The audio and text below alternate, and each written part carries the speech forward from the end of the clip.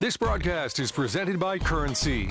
Does your business need financing for equipment, trucks, or trailers? Visit GoCurrency.com. And by Liberty First Credit Union, banking with purpose. Find out more at LibertyFirstCU.com. We welcome you to late summer, early fall football action, a week early on News Channel Nebraska Sports. My name is Jake Bartecki. To my left is Mr. Andy Klassen as Beatrice gets ready to host number 2 Elkhorn North for week 0 football action. Andy, it's a week 0 game. It's different than what these teams are used to. The NSA making this decision that a few teams, a handful of teams, will play a week early. How does that change things for Elkhorn North and Beatrice? Well, I think you are going to see a little bit of a watered-down play calling situation from both offensive coordinators. And it's really going to come down to what it would in week 1. Who makes less mistakes? The turnover game is huge. You did a great job talking to both coaches beforehand, and both coaches, of course, brought up that turnover battle. Yeah. No doubt about that. And Andy, for Elkhorn North specifically, actually it's both teams. It's not just Elkhorn North. Beatrice will start a new quarterback. Making his first varsity start is senior Crew Mines. At running back, it's junior John Reese. We'll talk more about him. Same deal for Elkhorn North. Junior running back Jet Tingeloff will make his first varsity start at running back. And then at quarterback, Johnny Ferguson will make his first varsity start at quarterback. So there's a lot of new elements. You're seeing a lot of new faces in starting roles, but you're also seeing guys that have a lot of varsity experience under their belt. Crew Mines has been part of some fantastic basketball and football teams. He also had just a fantastic end to his season, especially that playoff game against Bennington. And I think he adds an element to this game for Beatrice that they might welcome. Ran for an 88-yard touchdown for one of Beatrice's only scores against the Badgers in the postseason. Let's take a look at a couple of our key players for this one. First, we mentioned John Reeson briefly. He's a junior running back. He's very, very different than what Beatrice is used to. He takes the place of Deegan Nelson. He can bounce it outside, but he's a small guy. Yeah, and this power eye, this Maryland eye that Coach Keiser really likes to run, sometimes having a quick back, having a speed guy really helps the dynamics of that offense, really helps it click. I'm expecting a big season for Reese, even though this is his first year actually starting at the tailback position. And on Elkhorn North side, Chase Lofton has been everything for them. He's just a junior, holds 5 different Power 5 offers right now, including the Huskers. You may see him at wide receiver. You may see him at tight end. How does Beatrice handle him, and what does he bring to the table? Double team. Get a guy over the top. He's 6'5", nearly 200 pounds. Last year had nearly 600 yards and 5 touchdowns. He's a red zone threat big time. That's why they're going to use him in matchups. They're going to use him at tight end. They're going to use him in the slot. They're going to use him wide out. Anything that'll get him the best matchup. Beatrice has to know where this kid is at all times. Otherwise, he's going to roast him. Simple as that if you're Beatrice. We'll talk with both Sam Stanley as well as Jeff Keiser on our pregame show. It's Beatrice and Elkhorn North coming up on NCN. The pregame show is brought to you by Columbus Motor Company, where you'll find one low price, plain and simple always. And by Custom Sports. Check them out at CustomSportsCo.com. Does your business need quick, competitive financing for heavy machinery, trucks, or other equipment? Currency is here to help. Whether you're financing construction equipment, farm equipment, trucks, trailers, or any other big-ticket item, Currency will automatically find the best rates. Currency facilitates loans for up to $500,000 with repayment terms up to 72 months. It's fast, easy, and free to use. Visit GoCurrency.com and apply today. Fuel your journey by starting at a Speedy Mart store near you. From the small communities in Nebraska to the larger cities, the staff at Speedy Marts are ready to serve you with food, fuel, and rewards. Save 5 cents per gallon with the Fuel Your Journey fill-up plus additional bonus savings. Download the app for mobile pay, offering customers the highest quality branded food and treats, fresh, ready, and convenient. Check out SpeedyMart.com for locations and job opportunities. Jake Bartecki catching up with Beatrice head coach Jeff Keiser, getting ready for his 3rd year here at Beatrice. Coach, but this is probably the most different of your 3 years here. Most people around the state know Beatrice is just a hard-nosed football program that's going to run you over. This year, a little bit of a change. First night starting on varsity for both John Reeson at running back and Crew Mines at quarterback. What's different about this offensive group in 2023? You know, we're going to do the same thing as far as scheme-wise up front, but we're going to be creative with how we get to those holes and how we spread the ball around. And so Crew and John, this is their first start on the offensive side of things, but we're happy with where they're at, and they get a season lined up front. Each of the 5 guys up front has started last year, and we think we will give them a chance to get some good looks. So week 0 game this week, but then next week you play on Thursday night at Gross. Crazy start to the year. Before most teams have played 1 game, you guys will have played 2. How have you kind of battled that? You know, this whole schedule change has been a challenge for us, but, you know, I'm proud of how my staff responded and the players have responded, and I think we're in a good spot. I think we're ready for tonight, and we'll be ready for next Thursday. You're playing the number 2 preseason ranked team in the state here tonight. What's been your message to the guys about seeing this as an opportunity, not an insurmountable challenge? Yeah, just play fearless. You know, control what you can control, and they're going to make big plays tonight. They're a great team. They got talents and weapons all over the place. But we got to bend and not break. We've got to control the clock. We can't have any turnovers, and you know, if we put some things together, I think we can be in a good spot down the stretch. That's Beatrice head coach Jeff Keiser. It's Beatrice and Elkhorn North coming up on NCN. NCN Sports is sponsored by Husker Rehab, treating the cause of the pain, not just the symptoms. Columbus Motor Company, where you'll find one low price, plain and simple, always. And by Claybaugh Pharmacy, your locally owned hometown pharmacy. Jake Bartecki with the head coach of the Elkhorn North Wolves, Mr. Sam Stanley. Coach, couple of 1-win seasons to start this school's history, but then last year, 7 wins and an advancement in the program. Talk about the impression and just the advancement this program has seen over the last few years. Yeah, you know, our kids have believed in our program the entire time we've been here. We've been really fortunate to have a really resilient bunch, and they endured some tough times, but they never stopped working and never stopped believing in our program. And you know, enjoying some of the successes we had last year, we hope can kind of provide a little bit of a springboard into this season. How difficult is it to start on the road, not only in week 1, but like this week, week 0? You know, I think that we just try to take a super simplistic approach to every game that we play. And, you know, for us, we're kind of unique. We got to get on a bus every game we play when we're at home. So bus ride is just a little bit longer, and that's kind of the message to the kids. And we just kind of take it, you know, treat everything the same in every situation the same.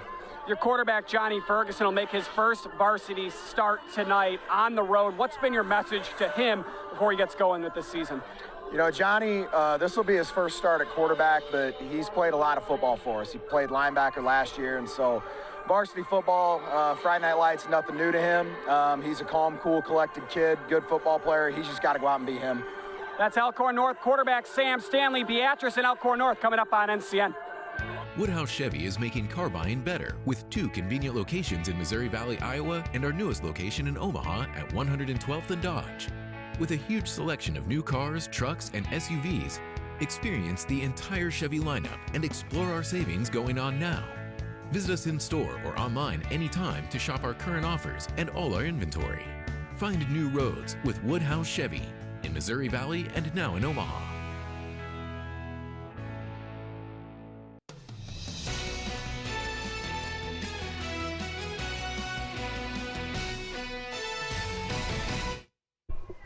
Welcome back to the House of Orange in Beatrice, Gage County, as Beatrice gets ready to take on Elkhorn North.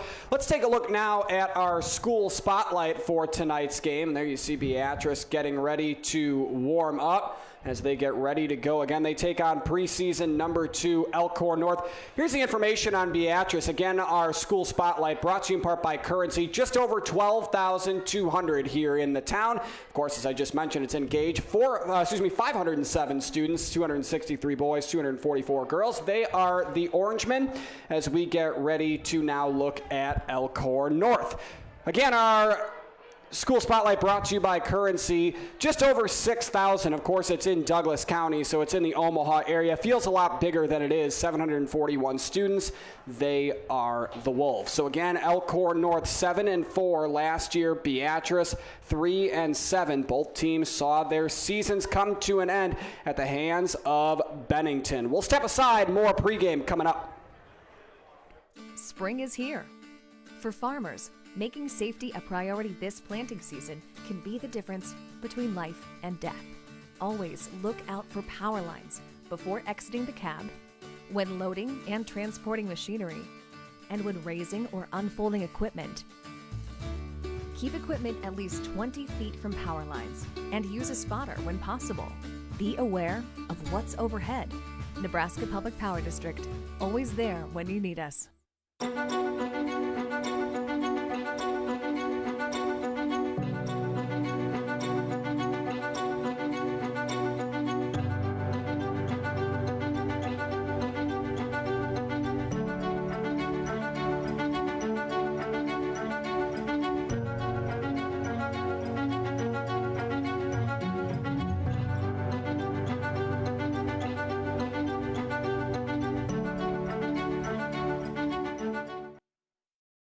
That is literally the funniest thing ever. And then I said...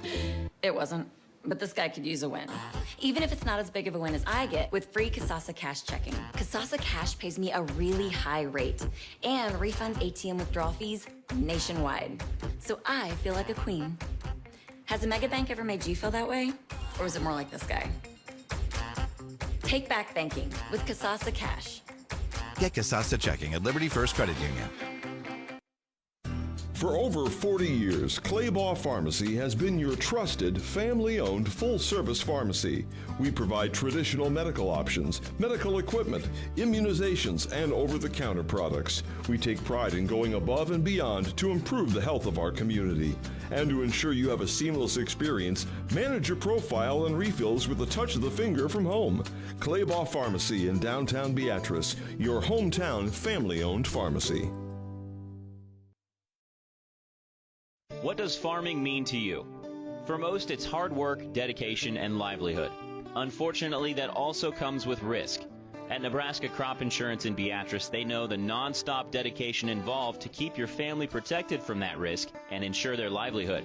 Not only do they know everything about the coverage you need, they're also farmers themselves. So protect what means the most to you with the agent who knows what it means to be a farmer. Nebraska Crop Insurance, 615 Dorsey Street in Beatrice. NCN Sports is brought to you by Currency. Visit GoCurrency.com for details. By Central Nebraska Orthopedics, dedicated to the motion of life. And by Region 4 Behavioral Health, quality mental health and substance abuse services. Does your business need quick, competitive financing for heavy machinery, trucks, or other equipment? Currency is here to help. Whether you're financing construction equipment, farm equipment, trucks, trailers, or any other big-ticket item, Currency will automatically find the best rates. Currency facilitates loans for up to $500,000 with repayment terms up to 72 months. It's fast, easy, and free to use. Visit GoCurrency.com and apply today. Fuel your journey by starting at a Speedy Mart store near you.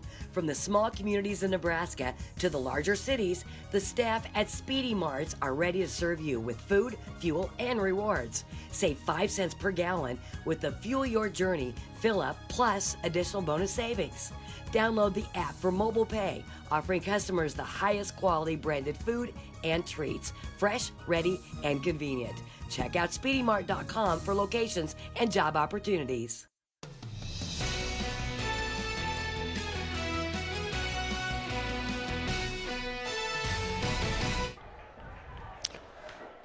Here we are at the House of Orange as we get ready to go for Beatrice and Elkhorn North. Let's take a look at our starting lineups. First for Beatrice, again 3-7 last year. They lost in the first round of the playoffs to Bennington. Trey Henning will start on corner. To his opposite side will be Gavin Vanover. Luke Hamilton, Crew Mintz at the safeties. Mintz is the only returner with an interception at a pick six last year against Crete. Tyler Schaaf will be at linebacker along with Colton Herfel, Byron Ostick, Alex Busboom, Silas Benson, Gage Walter, Jacob Scholl make up the defensive line. Gage Walter, the only returning captain. Crew Mintz makes his first start at quarterback tonight. John Reeson, the junior, makes his first start at running back. Cale Cook, 1 touchdown last year. He'll be at fullback. The wide receivers are Henning and Hamilton. Alex Busboom takes over for Tucker Timmerman at tight end. Takeo Glenn, Jacob Scholl, Gage Forney, Gage Walter, and Silas Benson from left to right on the offensive line. Now for Sam Stanley's Elkhorn North Wolves. Again, 1-8 in their first 2 years, but 7-4 last year. Addison Curry and Nathan Kaderna will be the defensive backs, likely safeties. Jet Tingelhoff and Tommy Mechna will likely be the corners. The linebackers, Shirley, Witt, Thiessen, Jace Reynolds, Sam Thomas, Ben Madrigal, and Sam Huff will be on the defensive line. For this Elkhorn North offense, Johnny Ferguson makes his first varsity start at quarterback. Tingelhoff at running back. Thiessen at tight end. The receivers, Mechna, Lofton, and Reynolds. It's Thomas, Daubert, Marler, Bird, and Huff on the offensive line. Beatrice won the toss, and they elected to defer, so that means Elkhorn North will send back Jack Tingelhoff and Tommy Mechna as Trevin Lane kicks off from the 40-yard line, and we are underway. through the end zone for a touchback, and that means we get our first look at this Elkhorn North offense. Last season, Andy, 32 points per game, 352 yards per game, and if there was one theme, balance. 163 yards through the air, 190 on the ground. Yeah, and that really bodes well for this North offense because they can beat you on the ground or in the air. There's really multiple as they are on defense, but here we go. First series of the 23 season. They start at the 20-yard line. Johnny Ferguson played a lot at linebacker last year, started every game, but he starts his first at quarterback tonight.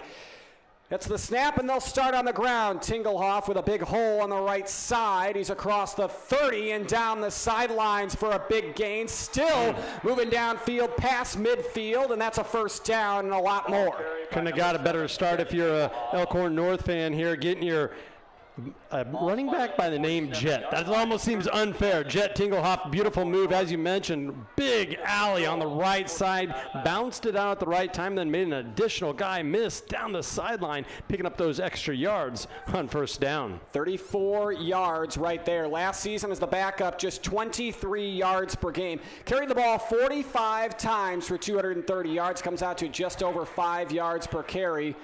As Ferguson drops back to throw for the first time, but he takes it up the gut for a chunky yardage.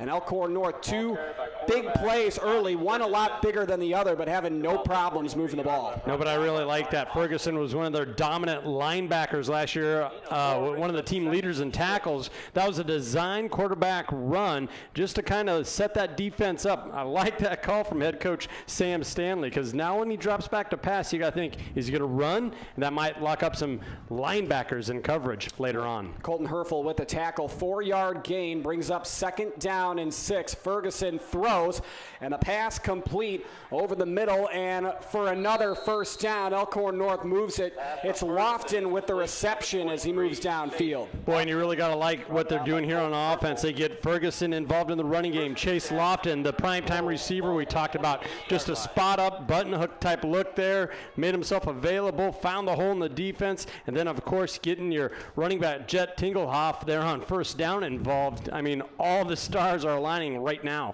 for Elkhorn North. Of course, Lofton holding offers from Oklahoma, Nebraska, Iowa State, and a few others. And he picks up 10 there, and it's first down, 10 to go Wolves inside Beatrice territory at the 28. Tingelhoff again, rumbling his way forward for another first down. He's finally knocked down by Trey Henning and a couple other gray jerseys, and it's another first down for Elkhorn North. Yeah, and you really got to look at the big guys up front. Brock Marler, Sam Thomas, I mean, they are just moving that line of scrimmage forward, making things easy for the running back Tingelhoff here. 10-yard gain. That's 2 carries for 44 yards for Jet Tingelhoff. He could surpass his career high on this drive, Andy. Last season, 52 yards was the most he put up in a single game. He's at 44 right now. First and 10 at the 14. As Tingelhoff runs off tackle, and he's run down. Great job by Alex Busboom.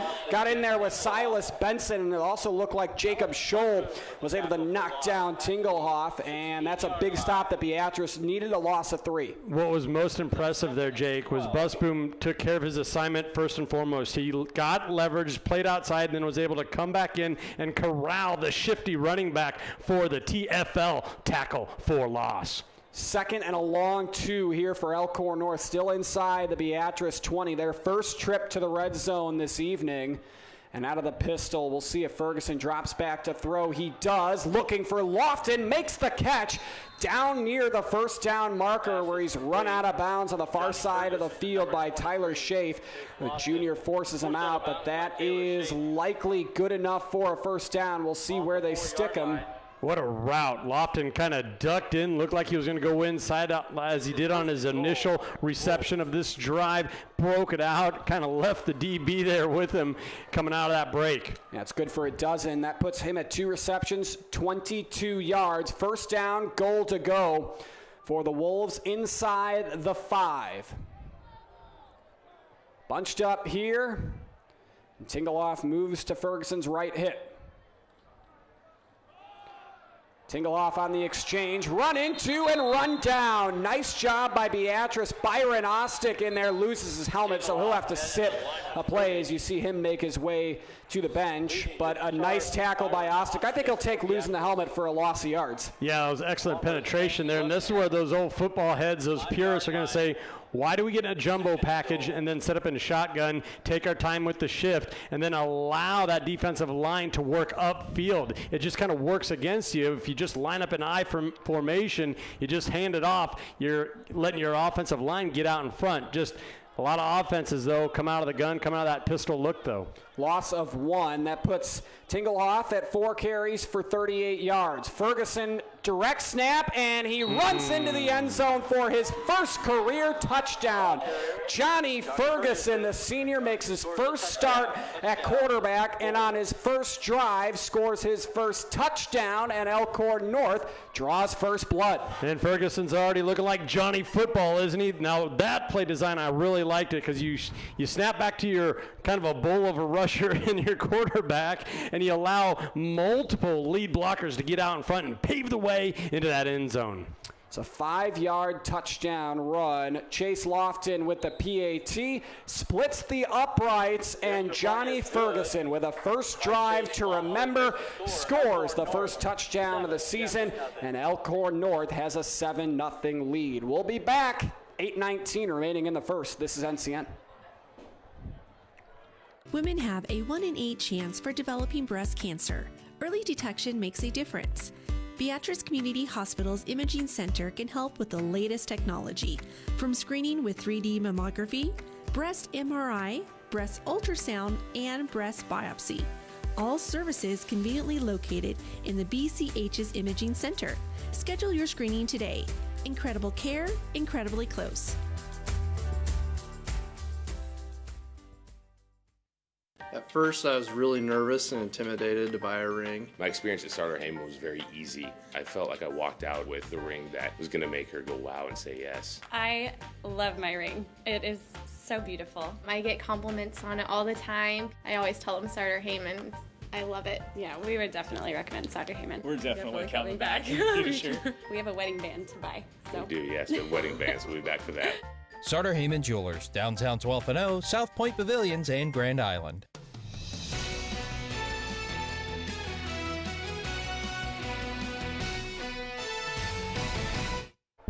An 8-play, 80-yard touchdown drive capped off by a 5-yard touchdown for quarterback Johnny Ferguson, as Beatrice will start with the ball fairly deep in their own territory. Looks like a flag did go down, Andy, so I think we'll have a legal procedure, so it won't be as deep. They'll move up a little bit. Yeah, the ball went out of bounds there, and that was a good call by tonight's crew. Alex Boca is the referee. Brian Bach is our lineman. Zach Lutz is our other lineman. Sean Monahan is our umpire, and Zach Osborne will be our back judge. You know, every good crew needs a good back judge. They do indeed. First down, 10 to go for this Orangeman offense. Last year, 17 points per game, 250 yards a game. Just 82 through the air, 167 on the ground. A lot of that coming from Deegan Nelson, and a lot of new pieces to this offense, including quarterback Crew Mines, who stands under center, and John Reason, the running back, who gets the carry off tackle here on first down, but he is swarmed on the left side. Brought down on the play by Sam Thomas. Not even close to a positive yardage game there. Nice job by the Wolves defense.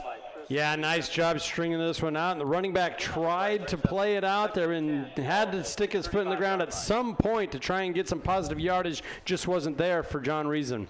Yeah, Sam Thomas with the tackle, of course, going to Northern Iowa. Third lead returning tackler with 32 last season. Shotgun set, now to the pistol for Beatrice. Mines in the flat, nearly intercepted. Good coverage by Jace Reynolds as he tried to dump it off to Luke Hamilton. And that one falls incomplete, brings up third down. Boy, and Reynolds is one of these rising stars that head coach Sam Stanley and his staff have been raving about. They're really excited about this youngster. Only a sophomore, but you see the frame on him, 6'3", 170. I mean, what's in the water up there in Elkhorn North? No doubt about that. First quarter is brought to you in part by John Henry's, Our Family Serving Yours. Pistol set, on 3rd and 10 here for Beatrice. Snap back to Mainz. Looking away. There's the legs. We talked about his speed, Andy Klassen. He gets a chunk of yards, but I don't think it's going to be enough for a first. I think he'll be about a yard short based off where the officials that you just listed off have it marked. Does look like he's just a little short there, and I think he had the wrong line marker kind of lined up there. I think he would have fought for that extra half yard had he been looking at the right play. And oh boy, it looks like head coach Keiser might roll the dice here and keeping the offense on the field. Kind of surprised by that. Well, it's one of those situations you have nothing to lose, right?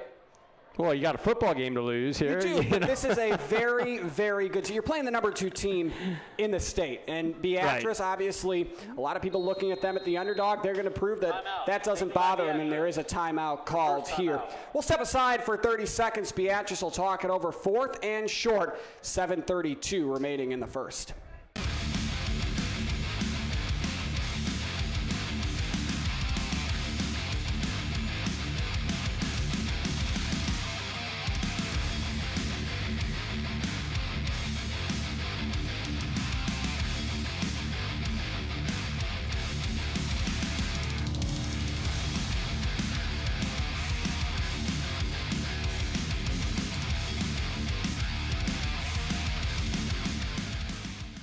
At Nebraska Orthopedic Center, they provide comprehensive orthopedic health care. Their physicians are highly skilled in all areas of orthopedic and sports medicine, including spine surgery, foot and ankle, hand and upper extremities, fracture care, and total joint replacement. Their expertise includes the medical management of injuries through physical and rehabilitative methods or surgical intervention. To schedule an appointment or to learn more about Nebraska Orthopedic Center and their family of 25 physicians, go online to nebraskaortho.com. That's nebraskaortho.com. Nebraska Orthopedic Center is your healing destination.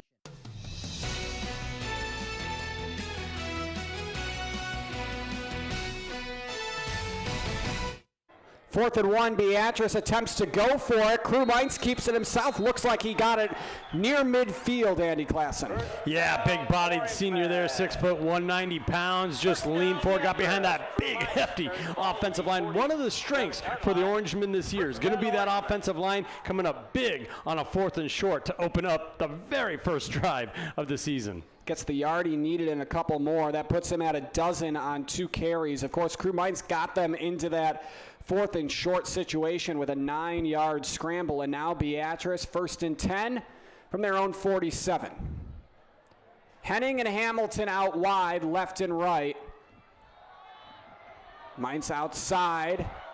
Has some room, and he's got another nice chunky yardage on the opposite side. Excellent call from head coach Jeff Keiser and his offensive coaching staff. I mean, we talked about in the pregame how Mainz is great with his legs. That's a dynamic he adds to this offense. And, hey, on this first drive, why not lean on it? Your senior quarterback in his very first start here, very first drive. Yeah, it's a gain of 6, so he's averaging exactly 6 yards per carry right now. Last season, averaged 17 yards per carry, 16 carries, 150 yards. Now, a lot of those came in the playoffs when he ran for an 88-yard touchdown against Bennington, but against the state champions, not something easy to do. As Mainz hands off to John Reeson. Flag is down. Reeson is across the 40 with a first down. We'll have to see what the marker is. John Reeson, there's a penalty flag on the play. They're kind of in the middle of the field of play, Andy. Not right near the line, but not right near the backfield either. But Beatrice is making the walk back. Yeah, it came from the lineman at the bottom of your screen here, so it kind of makes you think offensive player might have been tilting a little bit too much there to draw the illegal procedure flag.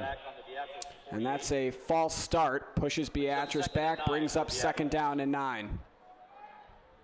Yeah, and that's tough to swallow if you're the Orangeman here because you had a really nice gain right up the gut, kind of sending a message. And that's what the open quarterback run can do for you. It opens up things that keeps those linebackers at home. Mainz, left side, trying to turn it upfield, not going to be able to. He's just herded out of bounds by Elkhorn North. Jason Reynolds flying around, goes from the opposite linebacker spot to the near side and is able to herd Crew Mainz to the near side boundary line, and that's a loss on the play. Yeah, and this is kind of a dangerous situation here because, yes, you're going to have to pick up a lot of yardage to get that first down, but you also don't want to throw up a ducker or something that could be picked off this early in the game. So Interested to see if head coach Keiser wants to play it safe, throw something underneath and try to, rally up and pick it up, or is he going to let it fly down the field? 3rd down and long for Beatrice. They need to pick up 14. Get it down inside the 45 of Elkhorn North. Mines scrambles and he goes down. Sam Huff had 4 tackles behind the line last year and 1 sack. Gets his first of the season right there and forces Beatrice off the field. That brings up 4th down. Mr. Huff, another one of these, superb athletes with a frame to go with it. 6'5", 190, just beats his guy off the edge and just tracks down the quarterback for a big sack to close out the 3rd and long. So that brings Beatrice's special teams unit on the field for the first time. Trey Henning doing the punting, 16 yards per kick last year. Put 4 inside the 20. And he'll kick right around the 18. Low snap, but he gets it off. Beautiful high flying kick there, and he had to get it away in a hurry. Jet Tinglehoff waved it off, and it's down to the 1. What a beautiful punt by Trey Henning, the senior. With a finger in the air, salutes the crowd as Elkhorn North is pinned deep. 5 minutes and 29 seconds to play in the first, and they will start inside their own 1-yard line. There you see it, Andy, on our BCH instant replay. I mean, how important is flipping field position on a team like this? Extremely important. Excellent job down the field there covering it. That was number 8. Merrick Johnson doing a nice job allowing it to get close to the line but not cross that plane and go out to the 25-yard line. But now you actually have a shot of adrenaline, a little bit of momentum on your side if you're Beatrice. Johnny Ferguson from about 3 yards deep in his own end zone finds a hole up the middle, but the hole closes quickly as he's knocked down on the play. Looked like getting in there to make the tackle was Colton Herfel. Not much there for the Wolves, maybe 2. You really got to limit your play call when you're backed up and put into the red zone like this on the opposite side, and that allows these defenders to really pin their ears back, Jake, and get after it, as you just saw. Yeah, so that brings up 2nd down and 8 right around the 3-yard line. Of course, Johnny Ferguson has the touchdown that has this at a 7-0 Elkhorn North lead. As a pistol set here for the Wolves. Lofton and Mechna out wide. Reynolds the slot receiver. Taking a shot downfield for Lofton. Broken up. Trey Henning does it again. Got the punt that put Elkhorn North deep. Gets a breakup against a future D1 receiver. Well, Henning, he's 6'4", 175, so he can hang in there with these tall, lanky receivers of Elkhorn North. Did a fabulous job tracking the ball. It looked like he kind of lost sight of his guy. No, he was playing the ball the entire way, swatted it away at the exact right time, Jake. That's picture perfect defensive back play. Bit of a dangerous throw by Johnny Ferguson. It brings up 3rd down and 8. Last season, Elkhorn North 37% on 3rd down, but it's a different scenario here deep in their own territory as they now bring Tinglehoff into the shotgun. Ferguson to run on the outside. Gets the edge. There is a flag down near the 1st down marker. Depends on who the flag is, but Ferguson might have picked that up. Crew Mines with a tackle. We'll have to see what the call is. He picked it up, but Beatrice defenders are saying there's a hold. That's what I think I'm seeing here, so I might back it up and replay 3rd down here. And that's big for Beatrice because Sam Stanley fooled the Orangeman. Yeah, he really did, and he also had the strength to kind of fight through that last tackle to get across the sticks there. And it was a hold indeed, so we're going to redo it here. Fans on their feet here at the House of Orange. Beatrice looking to get a big stop, maybe even flip the field here on Elkhorn North. Johnny Ferguson about 2 steps deep in the end zone. You see it right there, just in off the black paint here at the House of Orange. Beatrice shows a semi-blitz. Ferguson looking downfield, and that is incomplete. Beatrice wanted an OPI, but it'll just go down as an incomplete pass. That'll work just fine for Beatrice as Elkhorn North will run on the punting unit. You also like at the end there how Beatrice's defender said, okay, if I'm going to get shoved down, you're going down with me. Look at the kind of a tick for tack. I don't mind the no call because he had initial contact by the offensive receiver there. Looked like it was Chase Lofton once again. And then the defender, of course, came in with a little tug of his own. And the defender, Trey Henning, who has had one heck of the last few moments here at the House of Orange, the punt, and now 2 PBUs against one of the best receivers in the state.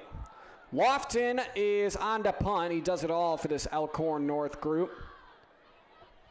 Back to return. Looks like it's Crew Mines deep. Bad punt. It's going to take a big Orangeman bounce and be down inside the 20-yard line. We'll see where they spot it, but that is a huge break for Beatrice. A poor punt by Chase Lofton just might have the Orangeman in business. You asked how important flipping the field position is, and especially when you can get him inside the 5-yard line like that, it really limits your offensive play call. Then you have a little blunder like that on your own special teams.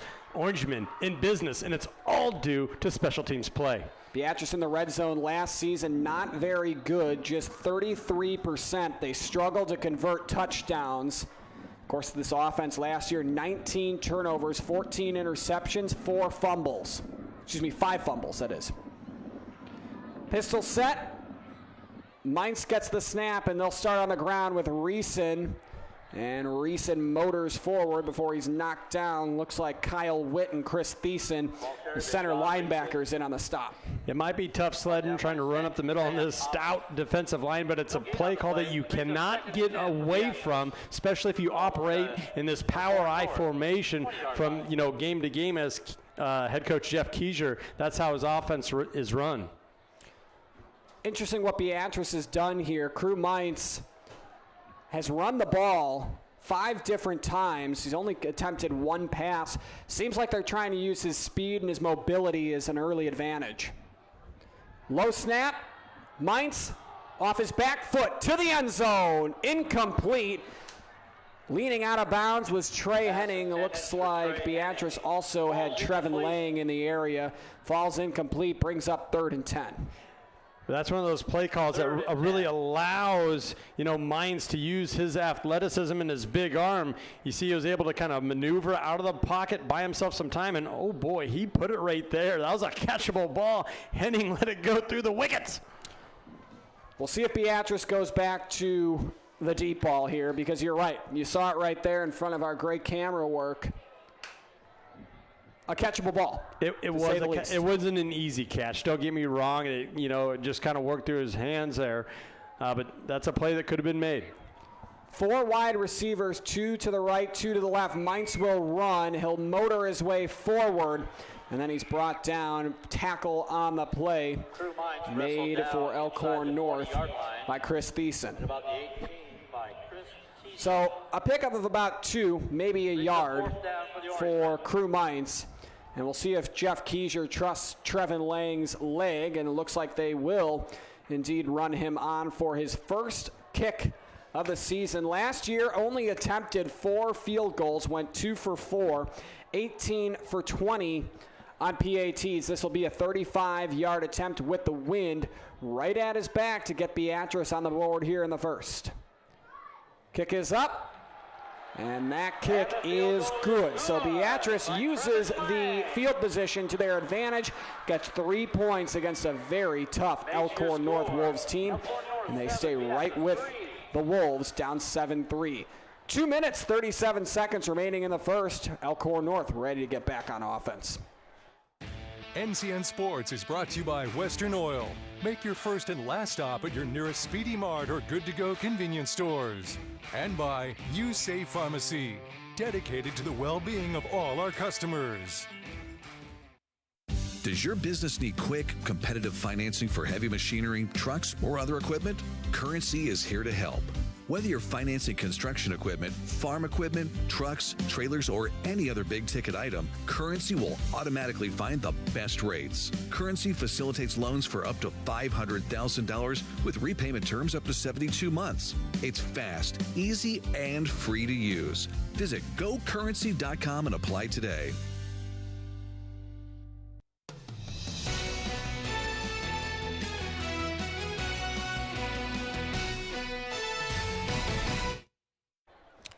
welcome back to the House of Orange. Trevin Lang gets 3 points for Beatrice. Is that a win for the Orangemen? It really is, and it's all due to their special teams play. First the punt, pinning them back inside the 5-yard line. Then, of course, the field goal right down the middle of the uprights. You can attribute it to good and bad special teams play. The reason the Orangemen were able to get on the board here in this first opening period.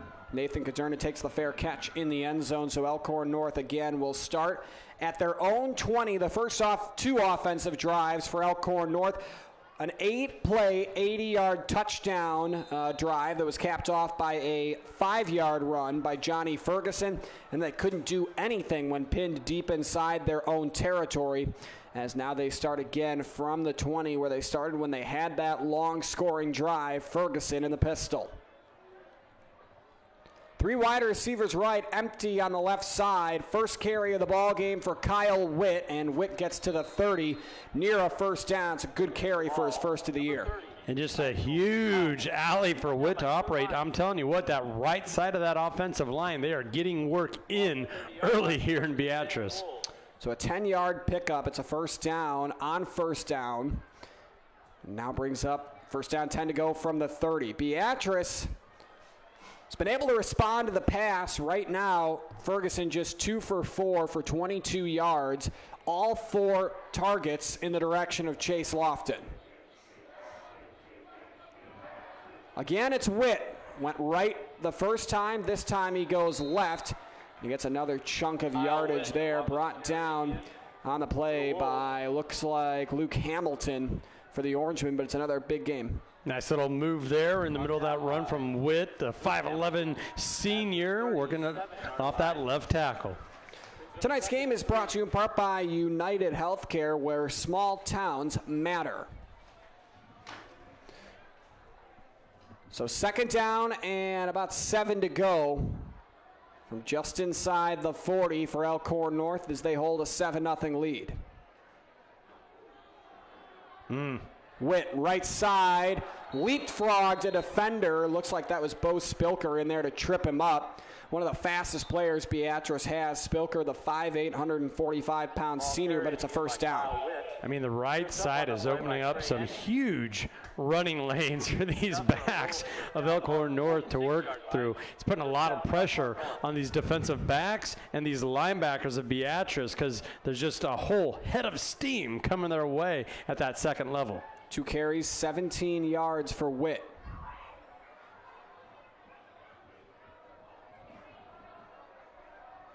Pistol set. Ferguson, again, as he's done every time on this drive, hands off to Kyle Witt. Witt was knocked down a couple of times, but stays on his feet and moves forward. Yeah, and you see a little bit of the strength there, the power running game from Witt, able to break that shoestring attempt tackle, get another 3-4 yards after contact. Get a good look at it right here at the BCH instant replay. Been very impressed with what Kyle Witt has brought on this possession. Last season, 7 carries for 51 yards, so he's obviously had the ability to pick up chunk yardage when he's carried the ball. Right. Now he's just seeing it in a heavier workload. Exactly, and like we mentioned in the pregame, there's a lot of new faces in starting roles, but these guys have also played a lot of football, both for Elkhorn North and Beatrice High. And that'll be the final play of the first quarter. Elkhorn North ends the quarter with momentum driving down the field.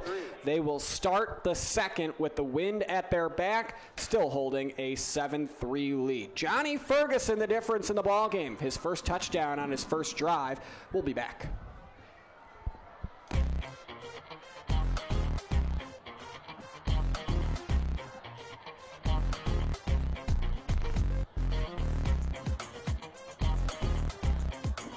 Fuel your journey by starting at a Speedy Mart store near you. From the small communities in Nebraska to the larger cities, the staff at Speedy Marts are ready to serve you with food, fuel, and rewards. Save 5 cents per gallon with the Fuel Your Journey fill-up plus additional bonus savings. Download the app for mobile pay, offering customers the highest quality branded food and treats, fresh, ready, and convenient. Check out SpeedyMart.com for locations and job opportunities.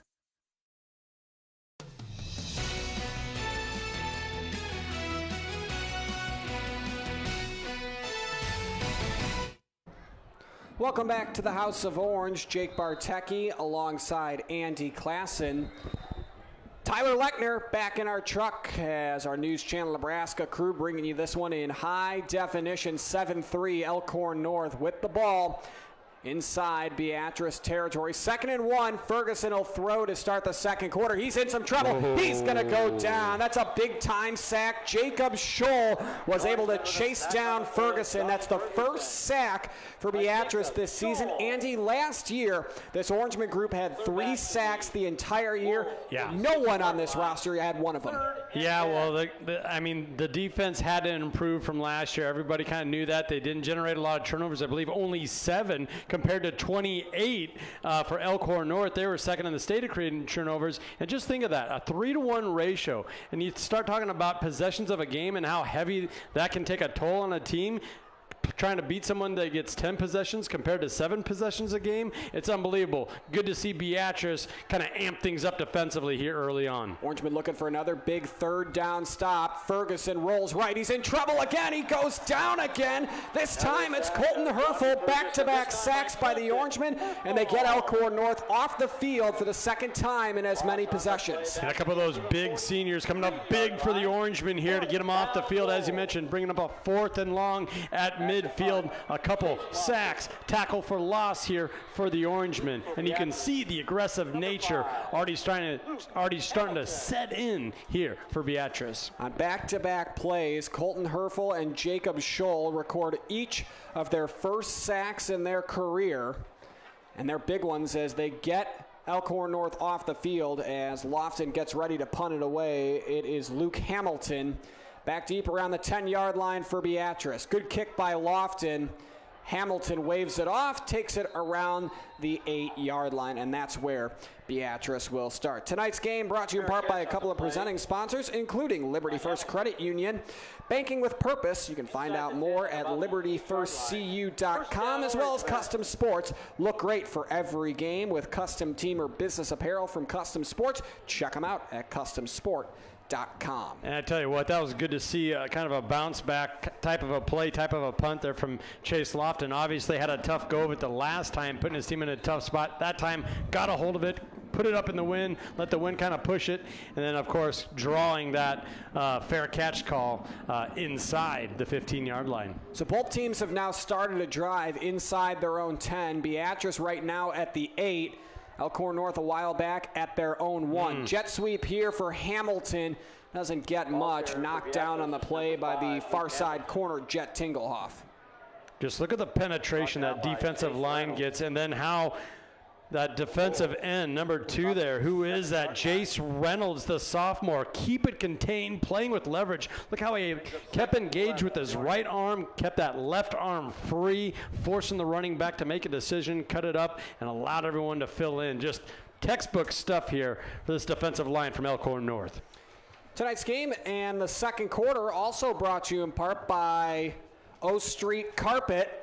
Steve Carper and the crew at O Street Carpet are a proud presenting sponsor of sports on NCN all season long. Now, big Sam Thomas in the middle of your screen, number 74. He's another one of these super seniors for Elkhorn North that's getting a lot of looks at the next level. So it brings up 3rd down and 8. Pickup of 3 by Crew Mines. You mentioned Sam Thomas, a Northern Iowa commit. Showing why. What's that? I said Northern Iowa commit, showing why. Yeah, exactly. And he might get a few more offers throughout this season, depending how it goes. So far, it looks like I think he will get a couple more letters here. No doubt about that. Mines in the pistol on 3rd down. Sets to throw, has a lot of room to run. He does just that, but the room goes away. Chris Beeson knocks him down. It'll be close. Right now, the officials say he does have the first down. Sam Stanley on the opposite side of the field is not happy. Talking to one of the officials, they thought he was short, but it's going to be enough for a first down. Big pickup there for Mines. Obviously, we're up here in the crow's nest, but from my vantage point, I thought he had it with a half a yard to spare. And that's exactly what Mines can do for you with his legs, that ability. If a play breaks down, he can still get it, go out there and get it for you like you saw right there. That's the 8th carry of the ball game for Crew Mines. 8 carries, 17 yards.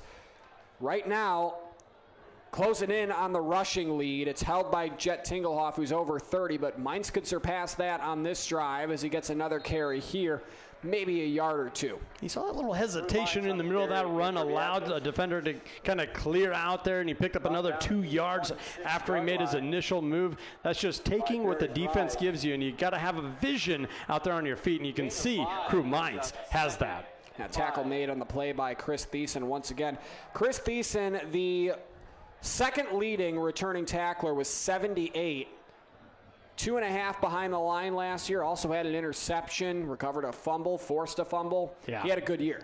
And if you watched Elkhorn North last year, you're thinking, wow, they got a pretty good defensive line. They got really good linebackers. Where do you poke the holes? Nowhere. They're just a solid defensive unit. Up the gut, Crew Mainz charges forward on second down and about 6 to go. Looks like he got another couple yards, so it'll make it a more manageable third down. Personnel change here for the Orangemen. Last time we saw Crew Mainz kind of roll out to his right, his comfortable side. You saw multiple drag routes going with him. Let's see if that type of play is drawn up once again here. Third and, like you said, manageable. Or will they keep it on the ground? Yeah, it's third down and a long 2 yards. Beatrice with the ball right now at their own 29. Got to get it across the 31 to convert. Heavy package in here. It looks like it's going to be a running play. Out of the I formation, that's what we saw all year last year from Beatrice, bouncing it to the outside and not getting much was Cale Cook. That's Cook's first carry of the year, brings up fourth down. Tackle on the play by Jace Reynolds. Yeah, he was met at the line of scrimmage by Reynolds, and he didn't go much further than that. And this is a situation where I really think you got to look at maybe punting the ball here. Last time Keiser rolled the dice and went for it, but it was a little bit short of a distance, and I think they're a little closer to that 50-yard line. Kind of backed up here. Yeah, it's going to be fourth down and 2. No gain on the play. Correction, that was Chris Thiessen with the tackle, not Jace Reynolds. So Thiessen now up to 7 tackles in the game. Yikes. See, and that's just your defense operating the way it's supposed to. Your defensive linemen engaging those offensive linemen and the fullback, and that's allowing your linebackers to rally up and make plays, make tackles. Jeff Keiser's going to take a timeout, talk things over. Fourth down and a pair with Beatrice with the ball at their own 29-yard line as the Orangemen talk it over. We'll take a break. 30 seconds on NCN.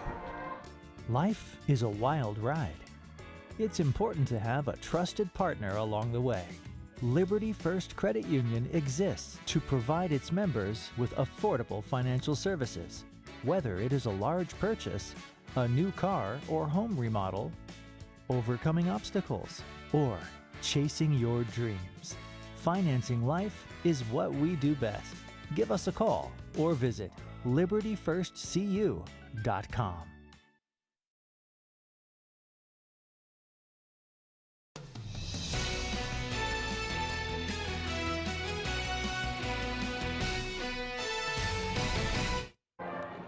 Tonight's game brought to you in part by Currency. Does your business need help financing big ticket items? Currency is here to help. Visit gocurrency.com for details. Fourth down and 2. Beatrice with the ball just inside 6 minutes to play, just inside the 30 at their own 29.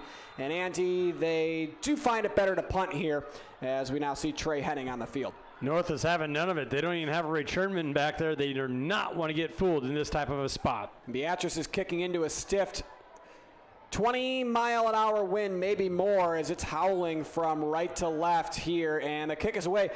Trey Henning able to get it up in the air pretty well, gets it across midfield. I think that's a win for the conditions. You're exactly right, especially the way he punts the ball and gets it up there. A really nice vertical spin to that, but the wind just caught it, like you said, just kind of stopped it right there at the 50-yard line. So 7-3 the score with 5:34 remaining in the first half, second quarter. Did you see this being a low-scoring, close game like we've seen, or did you see Elkhorn North pulling away? Did you see a shootout? What were you expecting, and how surprised are you with where we are? Well, I'm not surprised it's a close game. Just going off of the game we saw last year, 40-41 thriller in overtime. I did think that with the offensive weapons on display here, we might see a little bit more scoring. Tingelhoff looking to get some scoring started here. Off tackle run near a first down, well across midfield and into Beatrice territory before he's run out of bounds by Byron Ostick. And looks like that is good enough to move the chains. And you really got to credit Beatrice after that opening drive where everything was clicking for Elkhorn North, and they just kind of sliced through that defense, capped off by a Johnny Ferguson keeper for the first touchdown of the season here for Elkhorn North. It looked like they were going to, kind of have their way on offense, but credit Beatrice, through that special teams unit, they were able to find some momentum and kind of hang on, kind of turn the tables on this game. That puts Tingelhoff over 50 yards. He'll get maybe to 60 here, runs off tackle right side and picks up about 7 or 8. They'll get in there on the stop, Ostick and Herfel. That brings up second down. Yeah, Tingelhoff just hits that line of scrimmage differently, doesn't he? Has great speed, great burst, and before you know it, he's already upfield, 3-4 yards at a pop. 56 yards now on 6 carries for Jet Tingelhoff, the junior, as he gets into his first start here tonight. 3 touchdowns for his career. Can also catch the ball as well. 24 receptions for 349 yards. Look at this, really widening out the field here with 3 wide receivers. You also have a live tight end on the left. Trouble with the snap. Ferguson loses the ball. Looks like he's able to hop on it, but right there, just in case he didn't, was Jacob Scholl for Beatrice. And that'll bring up a much longer third down. Let's look at it again. Elkhorn North trying to get a little creative there with the play call. Mentioned the set with the 3 wide, and you also had a eligible receiver in the slot lined up as tight end off the line of scrimmage. Total disaster avoided, though, as the quarterback was well aware and able to jump on it, and Johnny Ferguson. Our halftime highlights coming up at our halftime show, brought to you in part by Sartor Heyman Jewelers. Sartor Heyman, looking to help your jewelry dreams come true. But before we get to that, big third down here. Jet Tingelhoff up the middle. A bulldozer is able to knock down a couple of defenders and pick up a first down, gain of 9. Boy, just fantastic what we've seen from Tingelhoff so far here. The vision in traffic, those linemen are getting out up front, they're tying up their guy, and then he just has to figure out how to kind of weave through that mess, and he's more than capable of doing that with his shiftiness, his speed, his burst, as we already mentioned. So first down, 10 to go. Ball on the 28-yard line. Beatrice will have the ball to start the second half. So Elkhorn North looking to push this to a 2-score game, or at least a full touchdown lead going into the break, not leaving Beatrice much time. Tingelhoff runs off tackle, is able to bounce away from a missed tackle, and now he kicks it to the edge, to the 10, to the 5, gets near the pylon, down to the 2. There is a flag back around the 15, 16, 17-yard line, so we'll have to see what the call is. Going to be a hold, and it's going to erase a little bit of just a fantastic run here. Look at that first move kind of back inside, and then having the awareness, once again, the vision, Jake, to be able to get it back outside, but you see the hold in the middle of your screen. Good call by the officials in a bang-bang play there. And a big break for Beatrice, no doubt. Yeah, it really is, but spot foul, so it is going to be first down here. So it brings up first down, and I believe it'll be 20 yards, 10-yard penalty here for the 29. I guess it was a spot foul, so it'll be first down, and it looks like 11 yards to go as Elkhorn North lines up from the 29. So they'll do it over on first down as Tingelhoff lines up as the pistol back. Wouldn't be surprised if Sam Stanley ran that same play again. And he does, except it's Ferguson who runs up the middle, has some room, and he's down inside the 5, still moving, down to the 3-yard line before he's finally finished off on the play by Luke Hamilton. Now you're seeing the toughness from Ferguson. As we mentioned, one of the leaders on the defensive side, played a lot of linebacker last year. Just athletic enough and heady enough of a player to make the transition to quarterback. And you see the toughness and the shiftiness right there. You see a little wiggle, and then able to fight for extra yards at the tail end of that run. 122 rushing yards combined between Ferguson and Tingelhoff here in the first half. First down, goal to go for the Wolves at the 3-yard line of the Orangemen. Single back pistol here, Ferguson. Hands off to Tingelhoff, and he will walk into the end zone for the touchdown. Elkhorn North scores their second of the game. It's the 4th touchdown for Tingelhoff in his career. Most importantly for the Wolves, it's a 2-score game. Yeah, and Coach, Stanley went right back to his bread and butter, or what I think is one of his strengths, and that's the right side of this offensive line, just paving the way to the end zone for Jet Tingelhoff.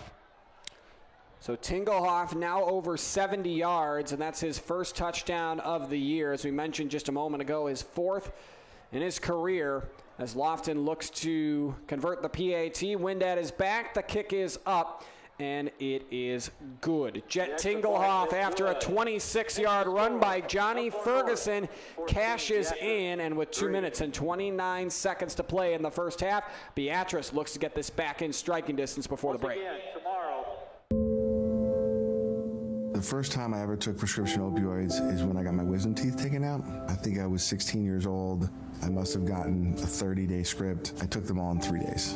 I was stealing from people, buying substances on the street. I look back at that time with a lot of shame. That's not who I am. Opioid use disorder is not a moral failing.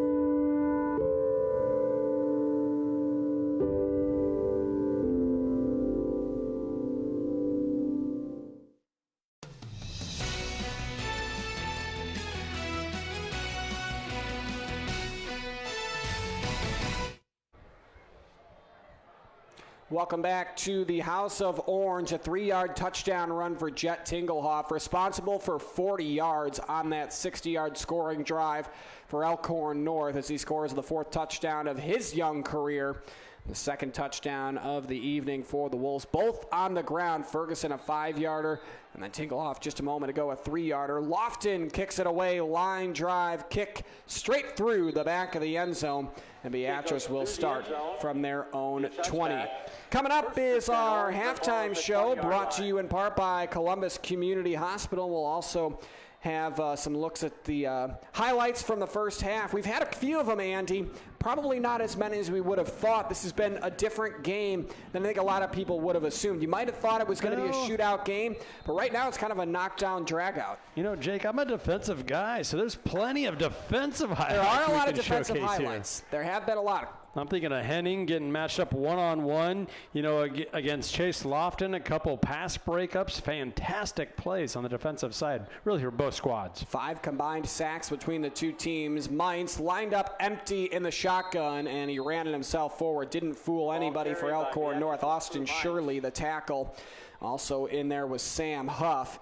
And it's a short pickup for Mainz. Looks like forward progress got him a little bit more. He got about 5.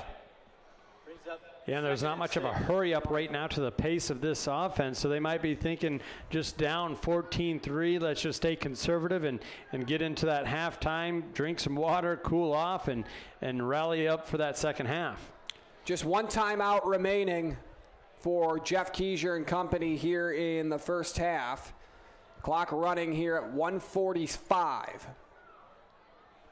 Boy, and that's really playing within yourself, within your offense, not getting greedy at the end of a half like this and try and force something down the field. Mainz out of the pistol, runs forward, is able to break a tackle, then loses his footing just past the original line of scrimmage, and that brings up 3rd down. Kind of ran out of his cleats there as Tommy Mechna kind of squared him up, number 86 in the middle of the field for Elkhorn North. Another 5-yard pickup brings up 3rd and 1 yard. 3 feet to get a first down and continue what could be a very important scoring drive for Beatrice. 1 minute remaining in the first half. Mainz under center, plows forward. He's got it. And he has enough. Crew Mainz with the carry for Beatrice. I was kind of curious how Coach Stanley on the other side was going to call that. If they would have been able to stand it up and hold it there, you could have bet they would have called a timeout. It had just about a minute to work with. Punting into the wind would have been Beatrice. It would have been an interesting scenario there for Elkhorn North to try and punch a late one in. And Beatrice, no hurry here with 30 seconds remaining in the half. Just one timeout remaining. Snap back to Mainz. He's going to take a shot downfield, looking for Trey Henning, and he has it. Leaning out of bounds just outside the 30, but deep inside Elkhorn North territory, and that stops the clock with 24 seconds to play. beautiful over-the-shoulder catch. And when you wait till the last second here, Jake, that doesn't allow the defender to make a play on you or the ball. He doesn't know where it's at. He had him beat. Henning has had himself a half here at the House of Orange. First completion of the season for Crew Mines. It's a 32-yard gain as we've got a whistle called here as Beatrice looks like they're going to good timeout from Elkhorn. Yep. Oh, check that. That was a timeout. I believe. Was that called by Elkhorn North? It was. The Elkhorn coaching staffs were on the field saying timeout, timeout. They wanted to get a play call in. They wanted to get, if nothing else, let their defense get their feet underneath of them there. Good on Beatrice forcing that play call with that hurry up. Boy, did they really shift gears after that completion. Let's keep it right here, Andy. I want to break down what we've seen on this drive because Beatrice comes in with just one timeout and not much time on the clock. It was 2:24 when they took the field at the 20-yard line after the touchback, but quickly got down to inside 30 seconds, which is where we sit right now with 24 remaining. Slow start to the drive, but then a big play. Do you think that was the strategy? Well, I think they wanted to kind of roll the dice there at least once, and they got that man-to-man coverage that they were looking for. Good on Henning, running a fabulous route and catching it, locating it over his shoulder. And how about Crew Mines putting it right on the money down the sideline, throwing it away from the defender. Totally flips the script and complexion of this final drive. And again, Beatrice has the ball to start the second half. They won the toss, elected to defer. So a score of any type here could be monumental. Empty shotgun, yeah, 5 wide for Crew Mines and company. Here comes the pressure. Mines is in trouble. Got to get rid of it. Rolling towards the sidelines, heaves it downfield, and he's able to throw it away in the direction of Luke Hamilton, and that'll bring up second down. 15 seconds remaining in the half from the 31, so it took about 9 seconds off.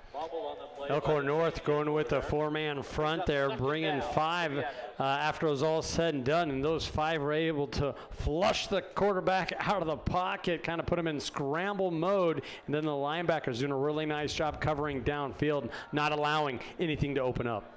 So it brings up 2nd and 10. Bo Spilker's on the field here for Beatrice. He's their speed demon this season. Not a big guy, 5'8", 145, but if Beatrice is able to throw something over the middle, they might be able to use his speed to an advantage. It's Reesen, the running back, as Mines goes empty. Right side. Again, it's Henning for a first down with 11 seconds remaining, and he leans out of bounds to stop the clock. Excellent job knowing where the sticks were at. Oh, he was just a little short. You can bet Henning was trying to stick it and get across the line there. But the clock is the biggest issue here. Still have 2 plays to go. But real nice timing route between Mines and Henning, the down and out. So it brings up 3rd and 1. Beatrice not quite in the red zone yet. They set up shop at the 22, just outside Elkhorn North's deep area, as they'll go empty again. Snap back to Mines. Under pressure. Running forward and not going to be able to get out of bounds. Beatrice, 3 seconds remaining. Got the timeout. They did get the timeout, so they'll be able to run Trevin Lang on to attempt what looks like it'll be roughly a 36-yard field goal. But this one's going to be into the wind. That's going to give the coaching staff a little something to think about here for Beatrice. And you can see what Elkhorn North is doing, just trusting their 4-man rush and the linebackers to fill behind. That's exactly what you saw, and a really nice execution there. Sam Huff rallying up and tackling the quarterback Mines as he went to scramble. You're seeing bracketed coverage, 2 over the top, not allowing for those man-to-man scenarios, which got Beatrice in this situation, winning that 1-to-1 battle with Henning over the top down the field. There you see Seven and Gray taking a drink of some Gatorade. He has been huge so far in this first half for Beatrice. 2 receptions, 41 yards. He's got 3 total pass breakups, 2 in the coverage of Chase Lofton. And a one-on-one, man-to-man against one of the, arguably the best receivers in the state. And not to mention a 62-yard punt. Yes. So Beatrice will come out 1st and 10 at the 20. This is officially their first trip to the red zone this evening. Well, that's a great point, talking about Trey Henning's punt. That really changed the complexion of this game. That might have been his best play of the first half, and he's had some highlights. This would be a career long for Trevin Lang. It'll be a 37-yarder. The kick is up. Might have had some contact in front, and it comes up just a bit short. So Beatrice, an empty possession to end the first half, but Andy, a nice drive. It really was a nice drive, and they put themselves in position to score. I do feel that wind kind of hung that one up there. Probably would have made the uprights had the field been flipped. So our score at the break, 14-3, preseason number 2, Elkhorn North with the lead over Beatrice. Our halftime show is coming up. We'll have highlights, breakdowns, and a lot more. Stick around on NCN. NCN Sports is sponsored by Husker Rehab, treating the cause of the pain, not just the symptoms. Columbus Motor Company, where you'll find one low price, plain and simple, always. And by Claybaugh Pharmacy, your locally owned hometown pharmacy. A new year, a fresh start, a resolution to grow more, gain more, give more. The process is the same. Plant, grow, harvest. But the way you do it is always evolving. And so are we, Aurora Cooperative. Grow, gain, give. Aurora and you. It all started long ago, with cattle in mind, and it's still the major focus today of Powder River Livestock Handling Equipment and your friends at Valley Vet Supply in Marysville. They want to provide you with the best equipment. That's why they sell Powder River. It truly does stand the test of time. Powder River is a name you can trust. From cattle handling systems to gates and feeders, Powder River makes equipment for life. Come see for yourself at Valley Vet Supply on Highway 36 in Marysville. Whether we're talking commercial or residential plumbing, Lamel Plumbing is the place you call. Lamel provides 24-hour emergency service as well. Call them if you get in a tight spot. And as for their retail items, well, you got to check out some of their faucets, some of their kitchen items, and some of their bathroom items like their Onyx showers. And hey, say you've got a digging job, you call Lamel Plumbing for that too. They've added a full-time crew for you, doing backhoe, trenching, and sewer work. Take that digging job off your list and have Lamel do it for you. That's Lamel Plumbing in Beatrice, now at their new location on North 7th Street in Beatrice. Woodhouse Chevy is making car buying better with 2 convenient locations in Missouri Valley, Iowa, and our newest location in Omaha at 112th and Dodge. With a huge selection of new cars, trucks, and SUVs, experience the entire Chevy lineup and explore our savings going on now. Visit us in store or online anytime to shop our current offers and all our inventory. Find new roads with Woodhouse Chevy in Missouri Valley and now in Omaha. NCN Sports is brought to you by Currency. Visit GoCurrency.com for details. By Central Nebraska Orthopedics, dedicated to the motion of life. And by Region 4 Behavioral Health, quality mental health and substance abuse services. For over 40 years, Claybaugh Pharmacy has been your trusted, family-owned, full-service pharmacy.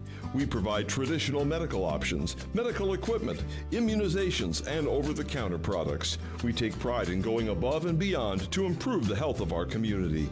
And to ensure you have a seamless experience, manage your profile and refills with a touch of the finger from home. Claybaugh Pharmacy in downtown Beatrice, your hometown family-owned pharmacy.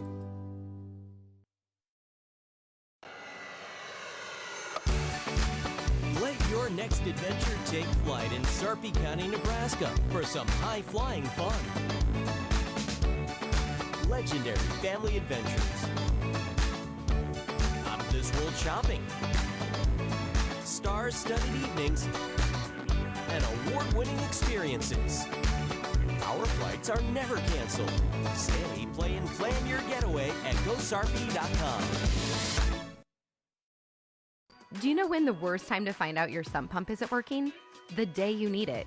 At John Henry's Plumbing, Heating, Air, and Electrical, we're offering a $59 sump pump inspection, so you won't have to find a watery surprise in your basement after a storm. For just $59, our licensed and experienced service professionals will examine your sump pump, inspecting its major components, to ensure your sump pump is ready and working when you need it most.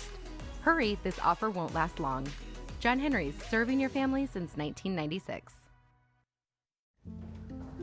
From the moment something didn't feel quite right, to that ambulance arriving at your door, from the immediate diagnosis, to the surgery that followed, to the long list of lifestyle changes, and that family gathering that everyone always talked about, but for whatever reason kept getting postponed, to the moment you sat back and realized how grateful you are for everything you have. We've been here for you.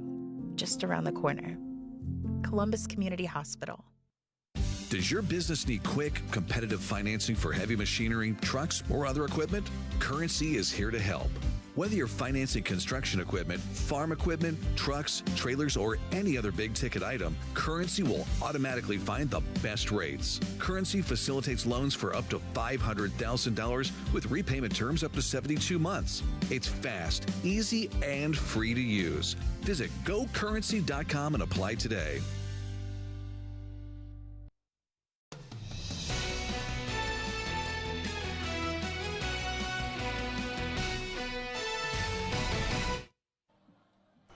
Welcome back to the House of Orange. It is a 14-3 lead for Elkhorn North.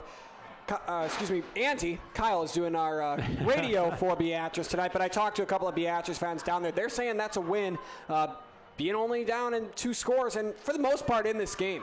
Well, you hear it all the time, Coach speak. The third of the game is special teams, and that played itself true here in this first half. Without that big punt from Trey Henning backing Elkhorn North up early in that first quarter, it kind of felt like going off that initial drive where Elkhorn North had a lot of success.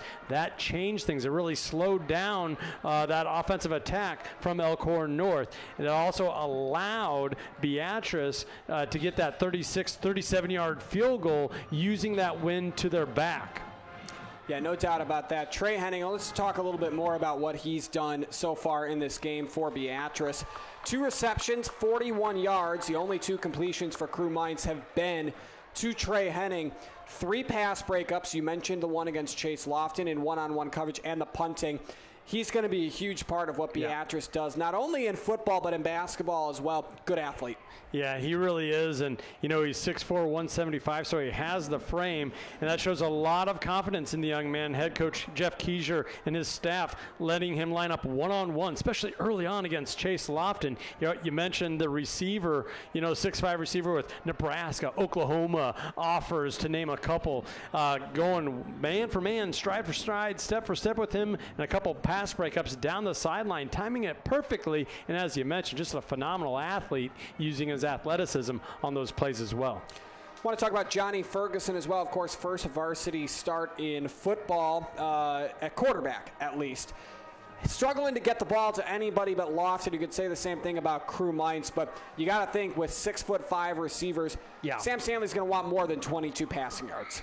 Yeah, and Ferguson, he's a hard-nosed, tough-nosed kid, but he is a senior, and he's played a lot of football over the last 2-3 seasons for Elkhorn North. He was getting pushed by some underclassmen at quarterback, but I kind of like how head coach Sam Stanley said, you know what, I'm going to go with the experience. I'm going to go with the guy that I know that I have a lot of trust in, that I know can get it done. And that's what you saw on that first drive where he was able to punch it in from 4 or 5 yards out on a quarterback keeper. Yeah, no doubt about that. We'll take a look at the highlights. Some more breakdown of the first half coming up after this. Fuel your journey by starting at a Speedy Mart store near you. From the small communities in Nebraska to the larger cities, the staff at Speedy Marts are ready to serve you with food, fuel, and rewards. Save 5 cents per gallon with the Fuel Your Journey fill-up plus additional bonus savings. Download the app for mobile pay, offering customers the highest quality branded food and treats, fresh, ready, and convenient. Check out SpeedyMart.com for locations and job opportunities. Landmark Implement is your local authorized John Deere dealer. Landmark's trained and certified sales staff will help you find the right equipment for your needs, all backed by Landmark's extensive parts and service network. Whether it's a tractor, planter, combine, lawn and garden tractor, or gator, every piece of equipment in our inventory is ready to work hard for your operation. Landmark's team works together to make sure everything that is sold meets their quality standards. Stop by your local Landmark Implement or learn more at landmarkimp.com to experience the Landmark difference. NCN Sports is brought to you by Western Oil. Make your first and last stop at your nearest Speedy Mart or Good to Go convenience stores. And by You Save Pharmacy, dedicated to the well-being of all our customers. Anything for the floor, O Street Carpet has it and more. From little feet to little paws, to updates and overhauls. From soft and cozy to durable and resilient. From something that blends in or something that's different. From DIY to custom install, O Street Carpet can help you with it all. Whatever your needs are for the floor, O Street Carpet has it and more. When the game wraps up or even before kickoff, our community welcomes you with open arms. The Lincoln Convention and Visitors Bureau is happy to have you here, and we want to show you what we're all about. From wide open spaces to music, shopping, entertainment, and more, there is always something for you to discover in our city. Stop by the Visitors Center at 7th and P in the Haymarket or visit Lincoln.org. The Lincoln Convention and Visitors Bureau is a proud supporter of high school athletics.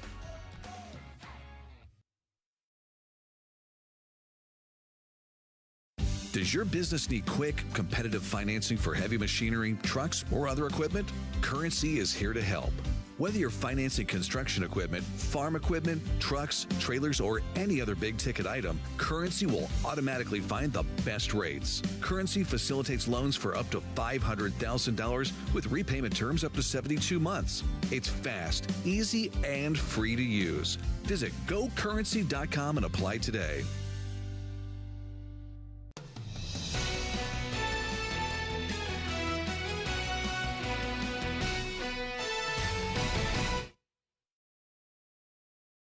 Couple of Beatrice finest out at the House of Orange tonight, taking in some good football action. Jake Bartecki alongside Andy Klassen. Let's take a look, Andy, at a couple of highlights. And you're a defensive guy. You're probably going to like some of these. A couple of sacks, a lot of great defensive plays. We'll go to the first quarter here. Jet Tingelhoff was a monster. Drove him down the field. 50 yards on his first drive. It's that acceleration after he makes that first move. That was almost a stop and start type of move, and was able to get upfield in a hurry.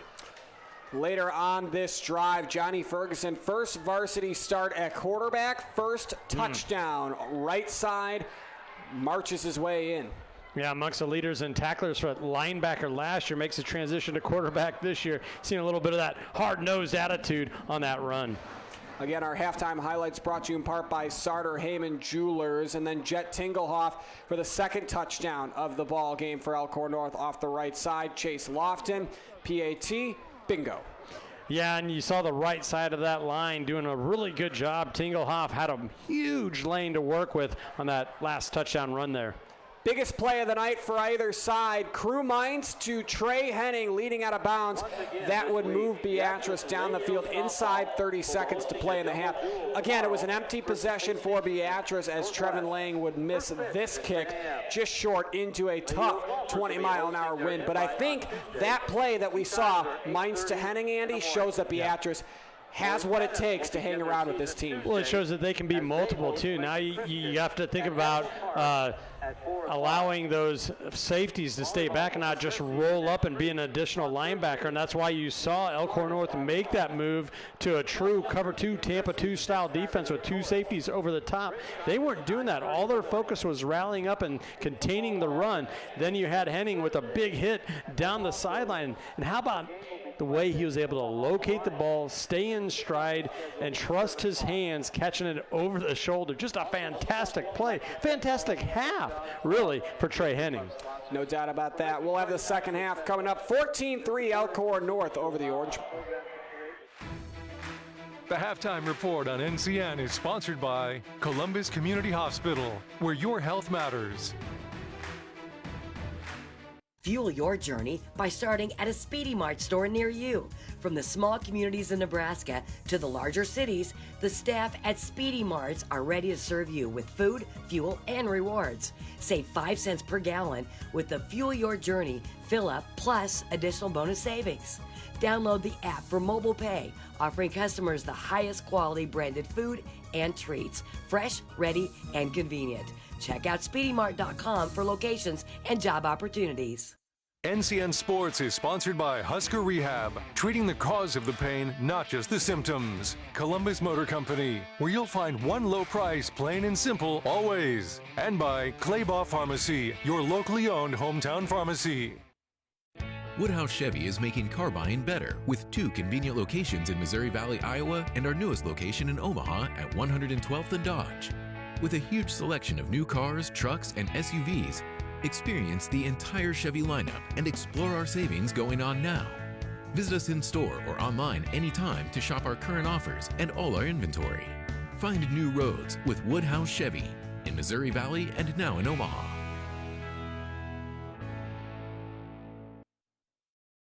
Spring is here. For farmers, making safety a priority this planting season can be the difference between life and death.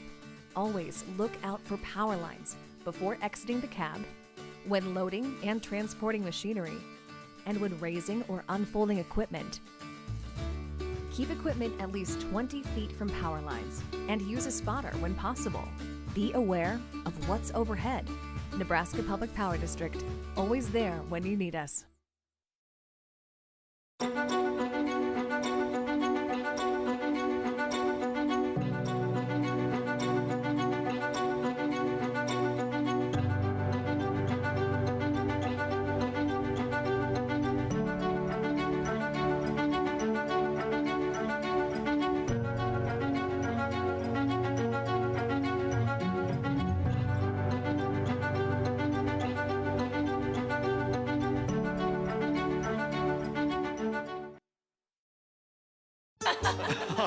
That is literally the funniest thing ever. And then I said, It wasn't, but this guy could use a win. Even if it's not as big of a win as I get with free Kasasa Cash checking. Kasasa Cash pays me a really high rate and refunds ATM withdrawal fees nationwide. So I feel like a queen. Has a mega bank ever made you feel that way? Or is it more like this guy? Take back banking with Kasasa Cash. Get Kasasa checking at Liberty First Credit Union. For over 40 years, Claybaugh Pharmacy has been your trusted, family-owned, full-service pharmacy. We provide traditional medical options, medical equipment, immunizations, and over-the-counter products. We take pride in going above and beyond to improve the health of our community. And to ensure you have a seamless experience, manage your profile and refills with a touch of the finger from home. Claybaugh Pharmacy in downtown Beatrice, your hometown family-owned pharmacy. What does farming mean to you? For most, it's hard work, dedication, and livelihood. Unfortunately, that also comes with risk. At Nebraska Crop Insurance in Beatrice, they know the non-stop dedication involved to keep your family protected from that risk and ensure their livelihood. Not only do they know everything about the coverage you need, they're also farmers themselves. So protect what means the most to you with the agent who knows what it means to be a farmer. Nebraska Crop Insurance, 615 Dorsey Street in Beatrice. NCN Sports is brought to you by Currency. Visit GoCurrency.com for details. By Central Nebraska Orthopedics, dedicated to the motion of life. And by Region 4 Behavioral Health, quality mental health and substance abuse services. Does your business need quick, competitive financing for heavy machinery, trucks, or other equipment? Currency is here to help. Whether you're financing construction equipment, farm equipment, trucks, trailers, or any other big-ticket item, Currency will automatically find the best rates. Currency facilitates loans for up to $500,000 with repayment terms up to 72 months. It's fast, easy, and free to use. Visit GoCurrency.com and apply today.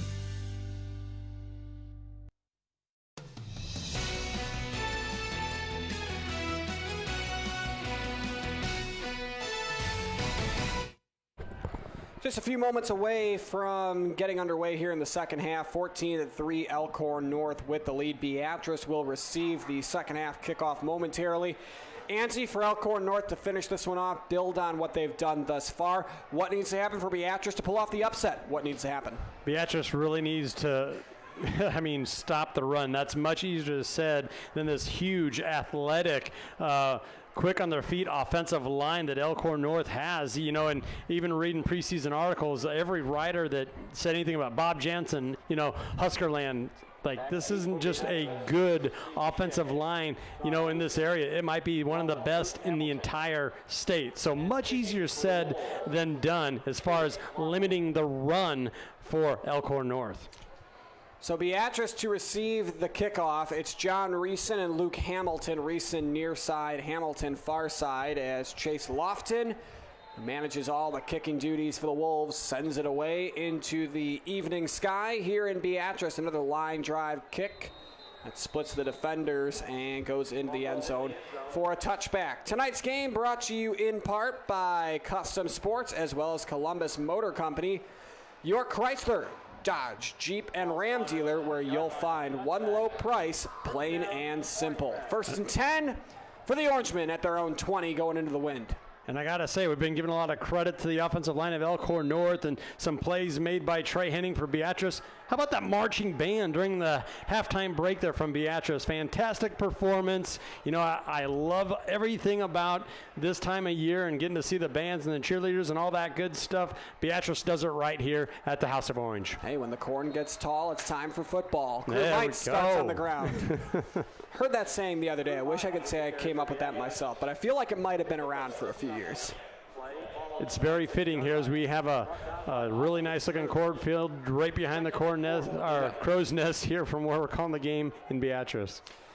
Third quarter brought to you in part by Husker Rehab, treating the cause of your pain, not just the symptoms. 6-yard pickup on first down for Crew Mines puts him over 40 rushing yards in the ball game. He's up to 44.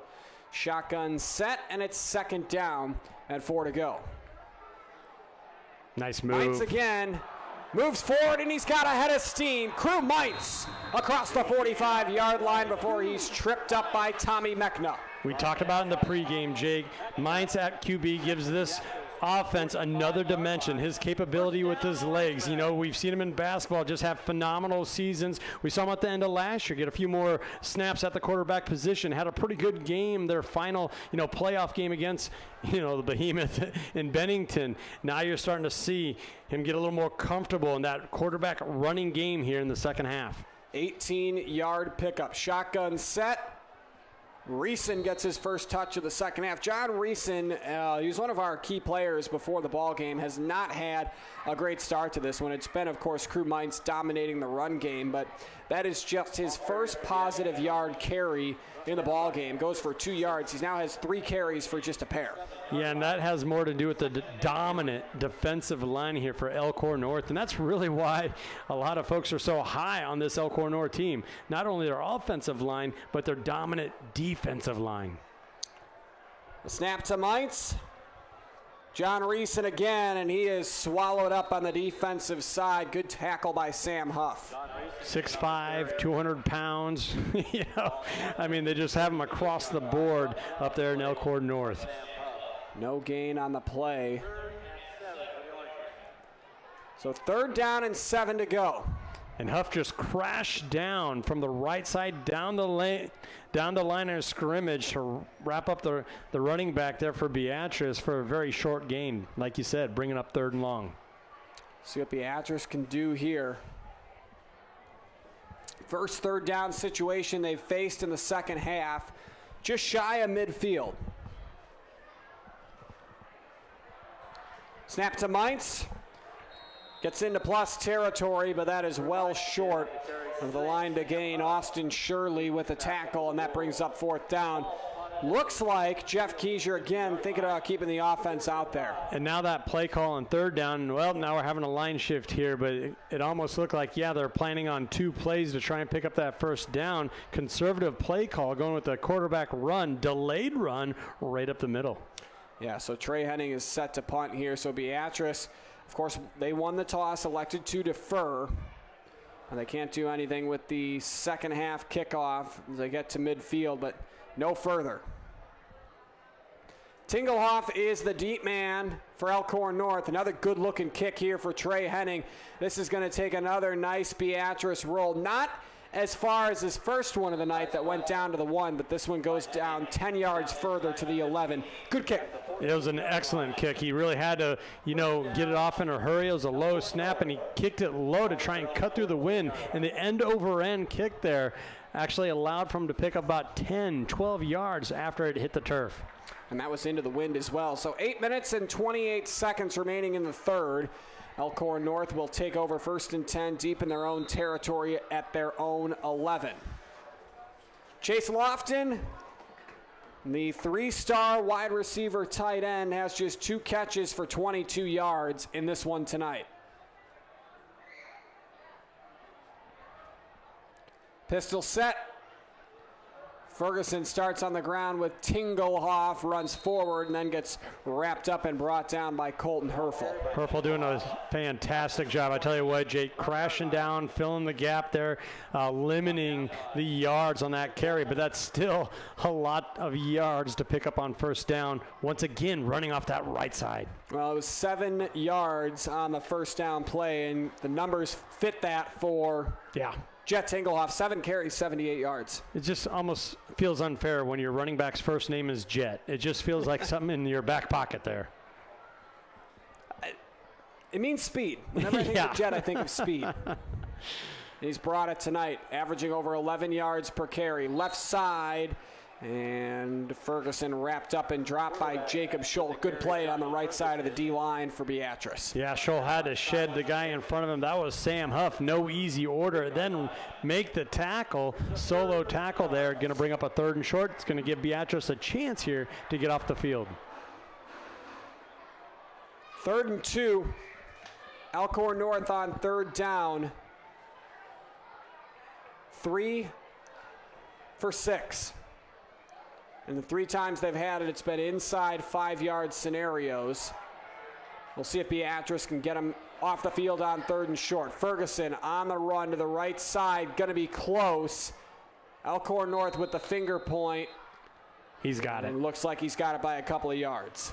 No, and you really got to like the play call there from Coach Stanley, just putting the ball in his, his seasoned senior quarterback. Doesn't have a lot of snaps starting at quarterback, but still understands the job at hand, the task at hand, and that is pick up a first down in a short yardage situation. Look at how he strung this out, and as soon as he saw just a sliver of daylight, he took it, moved the sticks. Didn't try to bounce it outside for a big flashy play, just played within the offense, picked up the first down. His first drive as a varsity quarterback, finished it off with his first career touchdown. Snap back to Ferguson. Tingelhoff running up the gut, and he's met head on. Good job by Beatrice there. Tyler Schaaf in there as well as Byron Ostick. And that's what they're really going to have to do is bottle up Mr. Jet Tingelhoff here to give themselves a chance. Only down 14-3 right now. If they can get a punt in this situation, they're right back in business. So it's a 4-yard pickup on first down that puts Tingelhoff over 80 yards on the night. He's at 82. Yeah, I think everybody was going to, expecting big things from Jet Tingelhoff. We also saw the Kyle Witt, the senior running back, have a pretty good series in that first half as well. Pistol set, Tingelhoff now to the left hip. Off tackle run on the jet sweep. Jace Reynolds with the fake, and it's Ferguson moving forward. Gets a lot after he picked up the first. Gain of 16. Excellent read off the defensive end there was Ferguson. He saw his guy go down, who he was basing his key off of, pulled the ball, picked up a first down, really good run, kind of run off to the right side once again. 65 rushing yards now for Ferguson, 82 for Tingelhoff. Beatrice has had no answer for stopping the run. They've shut down Chase Lofton, who last year averaged 50 yards per game receiving. Has just 2 catches on 4 targets for 22 yards, but the run game's been a problem. Yeah, it really has, and that's probably why you haven't seen as many opportunities through the air, because they're getting things done on the ground like you're seeing right here. Tingelhoff once again. Made 2 or 3 miss and was able to pick up another 7. Just the way he's able to navigate through traffic. I mean, right away he had to get through a tight window right there. Stayed on his feet, made another guy miss. I mean, this guy has a little bit of all the tools in his toolbox. Taylor Schaaf on the stop. It's a 9-yard pickup. 2nd and short. That's exactly where your play caller and offensive coordinator wants to be. 2nd and short. Whole offensive playbook is wide open right here. Pistol set, 3 wide receivers left, 1 right. And a whistle comes in before the play. False start charge to Elkhorn North. Big number 70, Gage Woltner there helping the officials, saying, I wouldn't have jumped in the neutral zone there had an offensive lineman not flinched. And And Gage Walter, the only returning captain. Guess he was wrong. It was a neutral zone infraction. Wow. So now, one of the near side officials did make a false start call, though. And that's where you saw the officials get together and say, nope, there was the defender actually made contact with the offensive lineman before the shift was made or the flinch was made on the offensive side. Good job by this crew getting together and getting the call right. And that goes as encroachment against Beatrice, so it's another free 5 yards for Elkhorn North. Ferguson looking to take a shot, going deep. Mechna is there for the touchdown. Excellent. Great route by Tommy Mechna, as Ferguson puts the biscuit in the basket. Yeah, and Ferguson just led him beautifully there. Had a step there on the defender and just led him to the end zone. Beautiful looking pass, as he said, putting it right in the breadbasket of the tall, lanky Tommy Mechna. Good coverage by Crew Mainz. Better throw by Johnny Ferguson. Yeah, and just enough separation on that post route from Mechna. Lofton with the PAT. And the kick is up, low kick, but it is up and through. 5th touchdown of the career for Tommy Mechna goes as a 38-yard completion. First career passing touchdown for Johnny Ferguson, but the only numbers that matter for Elkhorn North, 21-3, they lead here in the third. We'll be back.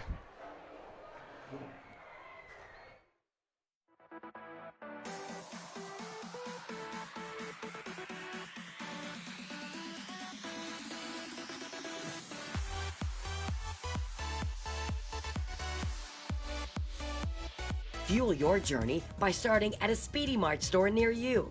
From the small communities in Nebraska to the larger cities, the staff at Speedy Marts are ready to serve you with food, fuel, and rewards. Save 5 cents per gallon with the Fuel Your Journey fill-up plus additional bonus savings. Download the app for mobile pay, offering customers the highest quality branded food and treats, fresh, ready, and convenient. Check out SpeedyMart.com for locations and job opportunities.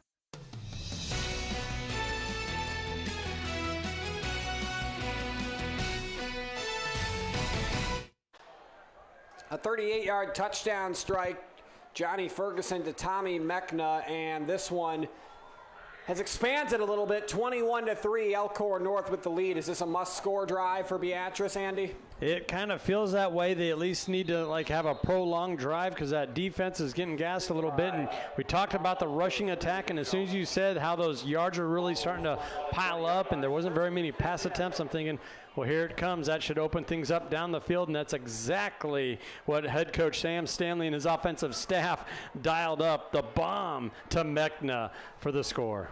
First down and 10 to go at the 20 for Beatrice. They've shown the potential to be able to make some plays and big plays, and they're going to need some here as time is running out. They trail at 21-3, just over 3 minutes to play in the third. They keep it on the ground. Mainz with the fake. And not much there for Beatrice. Yeah, that delayed quarterback run. North is starting to make some adjustments here and start to really bottle that up. Mainz has been able to make the correct read and pick up some big yardage plays earlier. Looks like North has made the adjustments defensively. So it brings up second down and 11, 21-3 in favor of Elkhorn North.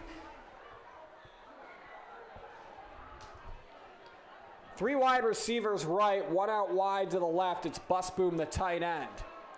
Snap back to Mainz, throws one in the flat, and dropping it on the right side of the field is Hamilton in the flat.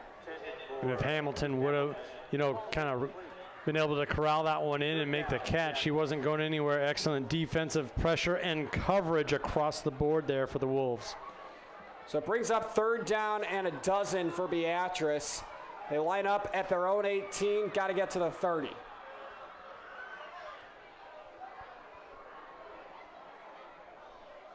Reeson is the running back, Mainz at quarterback. Again, they go trips to the right, and the 1 wide receiver out to the left is again Alex Busboom. Snap back to Mainz, steps up, wants to throw, tries to run, and he's driven down on the play. Another big-time play from the man up front, Sam Thomas. 13 tackles behind the line this season. That's his first of the year. Yeah, now you're really starting to see that big guy eat up front there, and that pocket's going to collapse on you. Mainz has got to get a better feel for that. But right there, he had to step up in the pocket. It's just that those big fellas were sitting there waiting for him. We've got a timeout on the field, a long fourth down coming up for Jeff Keiser and the Orangemen. 21-3, Elkhorn North is the lead. Women have a 1 in 8 chance for developing breast cancer. Early detection makes a difference. Beatrice Community Hospital's Imaging Center can help with the latest technology, from screening with 3D mammography, breast MRI, breast ultrasound, and breast biopsy. All services conveniently located in the BCH's Imaging Center. Schedule your screening today. Incredible care, incredibly close. At first, I was really nervous and intimidated to buy a ring. My experience at Starter Heyman was very easy. I felt like I walked out with the ring that was going to make her go wow and say yes. I love my ring. It is so beautiful. I get compliments on it all the time. I always tell them Starter Heyman. I love it. Yeah, we would definitely recommend Starter Heyman. We're definitely coming back. Sure. We have a wedding band to buy. So. We do, yes. We have wedding bands. We'll be back for that. Starter Heyman Jewelers, downtown 12th and O, South Point Pavilions, and Grand Island.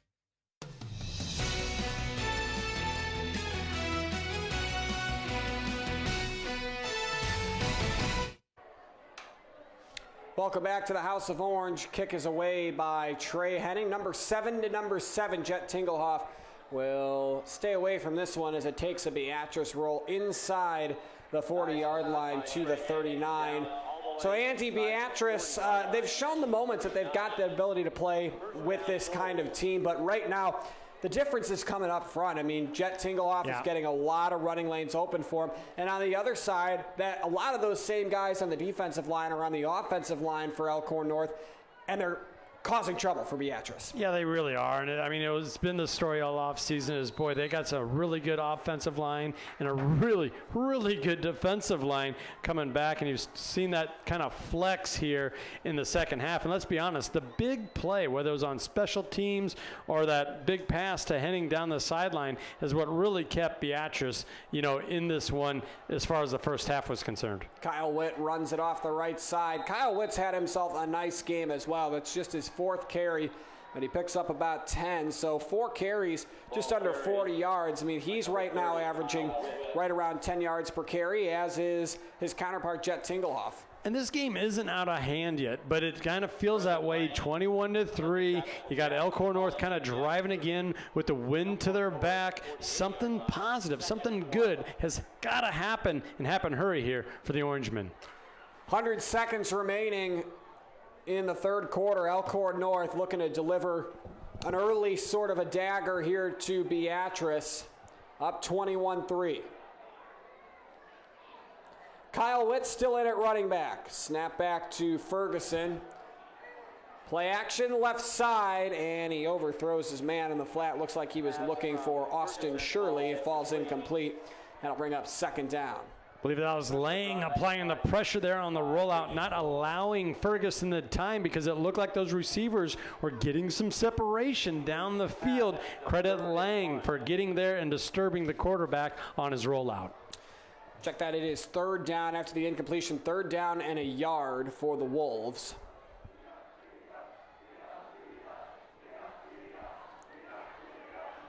And they've got the ball just shy of midfield at their own 48. Beatrice needs a stop here. Get the offense back out on the field late here in the third quarter. With the ball carrier, he's got the first down, and he's inside Beatrice territory. Yeah, you're 5'11", 185-pound senior running back. Just give him the rock in those short yardage situations. Have faith he can pick it up for it and got you that yard and some more. Moving the sticks once again is Elkhorn North. Picks up 7. He's up to 43 yards on 5 carries. Again, the Elkhorn North touchdowns tonight.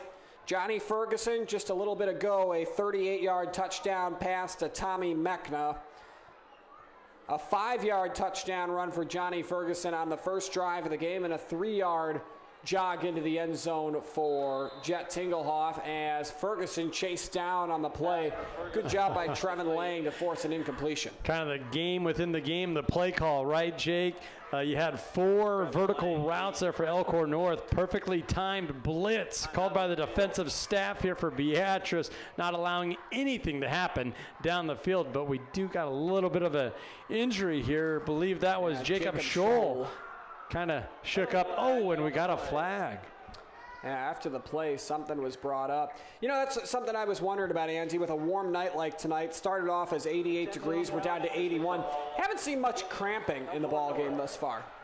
No, we haven't. That really speaks to the conditioning that both of these teams kind of put themselves through. Going to have a loss of down penalty on Elkhorn North. Kind of putting them behind the sticks a little bit here. Yeah, big break for Beatrice. This will push Elkhorn North back about 10 yards.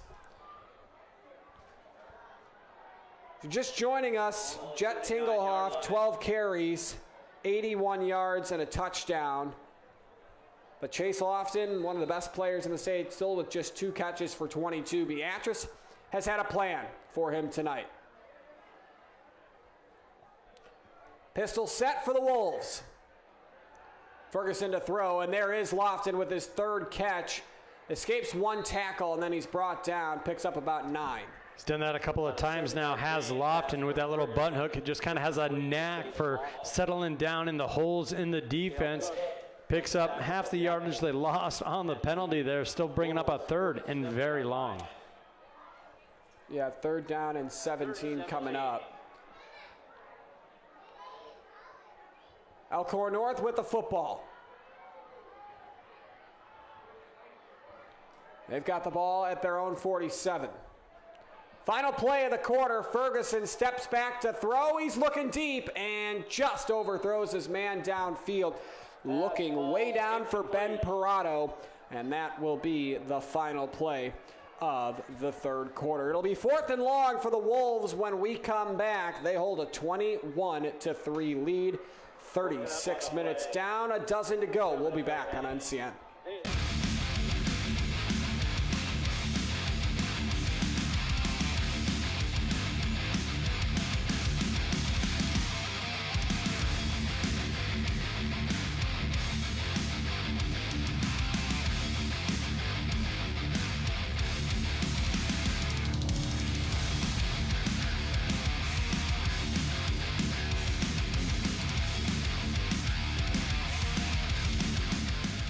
At Nebraska Orthopedic Center, they provide comprehensive orthopedic health care. Their physicians are highly skilled in all areas of orthopedic and sports medicine, including spine surgery, foot and ankle, hand and upper extremities, fracture care, and total joint replacement. Their expertise includes the medical management of injuries through physical and rehabilitative methods or surgical intervention. To schedule an appointment or to learn more about Nebraska Orthopedic Center and their family of 25 physicians, go online to nebraskaortho.com. That's nebraskaortho.com. Nebraska Orthopedic Center is your healing destination.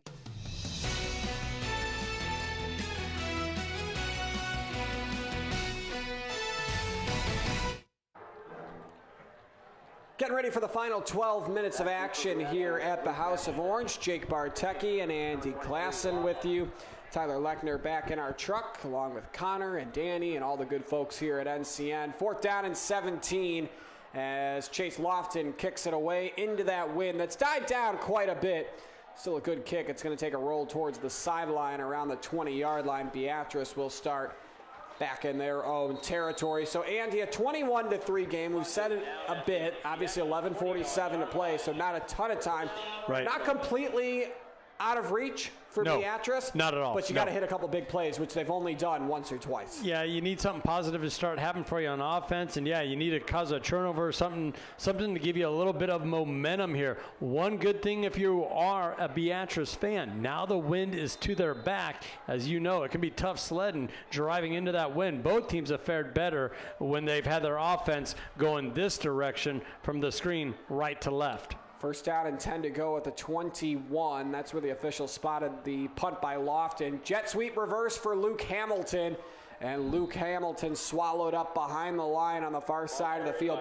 Really good tackle there by another member of the defensive line, Ben Hansen, for Elkhorn North. Our 4th quarter tonight is brought to you in part by Visit Lincoln. See and experience all that Lincoln has to offer.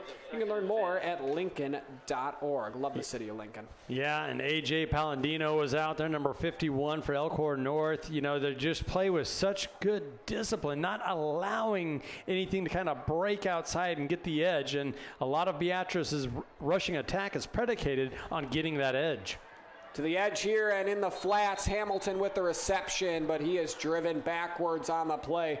Another nice tackle by Ben Parado. He's done it on the offensive and defensive end, been a big part of the blocking for Jet Tingelhoff. Good play draw, but Elkhorn North sniffed it out. And Parado handing his guy off to the coverage over the top, playing it beautifully, as you mentioned there. And he's another one of these seniors. This is the first class of seniors for this Elkhorn North High School. So everything is kind of coming full circle. A lot of these guys were starters as sophomores because they had to be. And now they're getting to see some of the fruits of that labor they had to endure when they were underclassmen. Now they're the upperclassmen out on the field. 3rd down and 10 coming up. We've got a whistle and a timeout called by Elkhorn North. We'll take one with them. We have 10:24 remaining in the ballgame. Elkhorn North up 21-3. Back after this. NCN Sports is brought to you by Western Oil. Make your first and last stop at your nearest Speedy Mart or Good to Go convenience stores. And by You Save Pharmacy, dedicated to the well-being of all our customers. Does your business need quick, competitive financing for heavy machinery, trucks, or other equipment? Currency is here to help. Whether you're financing construction equipment, farm equipment, trucks, trailers, or any other big-ticket item, Currency will automatically find the best rates. Currency facilitates loans for up to $500,000 with repayment terms up to 72 months. It's fast, easy, and free to use. Visit GoCurrency.com and apply today.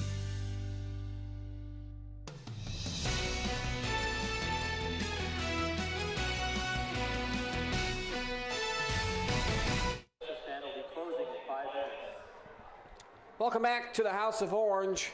Big 3rd down for Beatrice here. It's 3rd and 10. Luke Hamilton has been in on each of the first 2 plays of this drive. Was stuffed on a jet sweep, blown up in the backfield on a pass in the flat. He's the man in motion as Mines takes a 5-step drop, flips it over the middle, incomplete, out of the hands of John Reeson, and that's a 3 and out for the Orangemen. Brings up 4th and 10. Oh, the screen pass was there. You had a full-on bull rush across the board for North. You had Reeson able to slip behind him. It was a low pass, Jake, but it hit the hands, right? And you're always told as a receiver, whether you're a back or a tight end, if the ball hits your hands, you got to haul that in. So Beatrice will punt once again. And there you see Jeff Keisher, obviously frustrated, displeased. Good play designs there that just didn't pan out. Yeah, it really didn't. I'm not trying to beat up Reason. That would have been a really tough catch, but those are some of the plays that down the stretch here has to happen for the Orangemen. Henning nearly had that one blocked, just barely gets it off, but he's able to get a lot of distance out of it. Another deep one, uses the wind at his back, and it's down around the 23-yard line, and that's where Elkhorn North will take over 1st and 10. This Elkhorn North team, Andy, we mentioned this a couple of times, 1 win in each of their first 2 years. They were 1-8 in each of their first 2 years as a school. Last year, they go 7-4, win a game in the playoffs. They beat Pius as they come down to Class B. And they fall to Bennington, but they played hard in that game. They lost 34-13, but were in it in the 4th quarter. What do you think it says about Sam Stanley and everybody at Elkhorn North that this team's turned the corner? Well, that he built a really good culture, and he had a lot of guys buy in early on, even though they didn't have the success that you would want with only 2 wins in 2 seasons. And you felt last year, I thought the first game of the year against Beatrice, where they lost in overtime 41-40, but everyone knew how athletic Beatrice was going to be. I felt that game, even though it was a loss early on, first game of the season, it put everybody on notice, like, okay, Elkhorn North might be a problem this year, and that's exactly what happened, going 7-4, starting to taste some success as juniors, the first junior class of that high school. Jet Tingelhoff with the run there. That's good for a gain of 2, puts him at 93 yards. Got a whistle on the field. Looks like somebody banged up for Elkhorn North.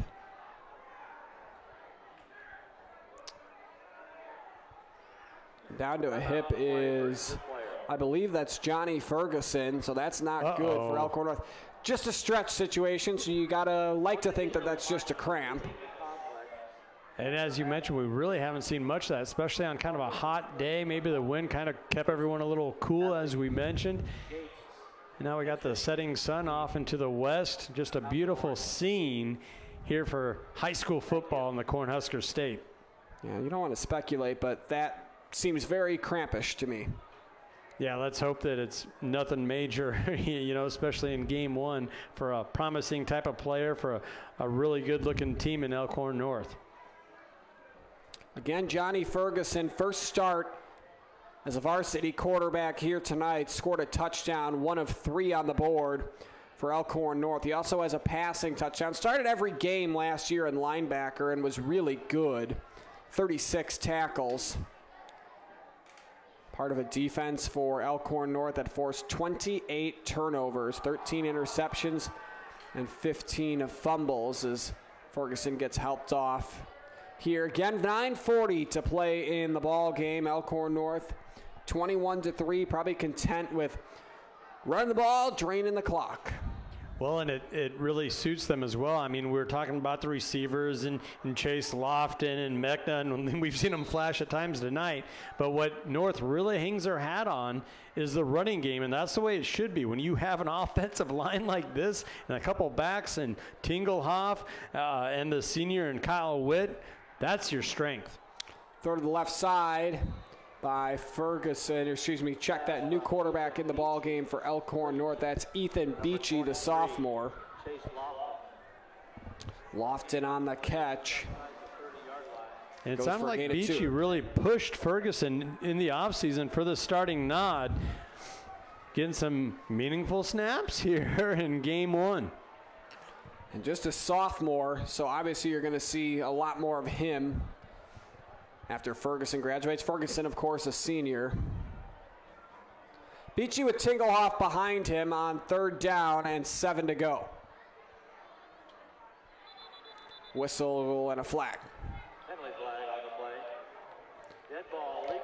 First time we've seen a false start tonight, and it comes against Elkhorn North with 8:45 to go in the fourth. And you hate to put that on Beachy, the young quarterback, but a different cadence, a little bit different rhythm and timing. I think that's what happened there. So it becomes a much more difficult 3rd down. We'll see if Sam Stanley just decides to run the ball up the gut here and drain some clock. Well, even keeping the ball on the ground, you're still giving yourself a shot at picking up a first down here, even though it's 3rd and long, knowing what Elkhorn North can do on the ground. Yeah, averaging 7 yards per carry as a group. They do keep it on the ground with Tingelhoff, and he runs to the right side, and he'll be run out of bounds. Gets past the original line of scrimmage. I think he got it. It's going to be close. I think he picked it up. I'm looking at the line judge here. Now, right now, where they've spotted it is right near the marker, and he did. What a run by Jet Tingelhoff to pick up a first down. Looked like that play was dead halfway through. And it was a patient run, as you really did a nice job navigating, playing off some blocks down the field, and that's where the second line of defense, the linebackers and the free safety corners, they need to rally up, get off their blocks, and stop the ball carrier. Unable to do so on a 3rd and 12. Elkhorn North back in business, picking up a first down. And there you see Bo Spilker receiving attention. Another cramp type situation, but on that play just a moment ago, Jet Tingelhoff in his first start as a varsity running back, now over 100 yards, 14 carries, 106 on the ground. Yeah, just a really good start to his season, going over the century mark here. And you're seeing a little bit of everything, that coaches were talking about with Tingelhoff. His vision, his speed, his burst. He's kind of got the whole package there at running back. And you got Spilker here, young man getting stretched out for Beatrice. Once again, let's hope it's just a cramping type of situation. He had a really nice play a couple of drives ago where he had to get over the top from free safety, over top of Chase Lofton. Not an easy task, not an easy order, but he got there just in time to break up the deep downfield play. And he's able to hop off to the sidelines. Gets stretched out as Elkhorn North continues the drive. 1st and 10 from the 35.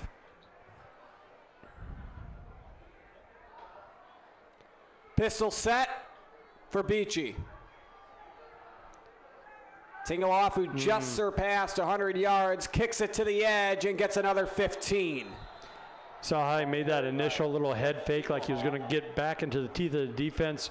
Faked right. That got everybody just to bite enough on the defensive side. And he has more than enough speed, Jake, to bounce it outside for another big gain on the ground.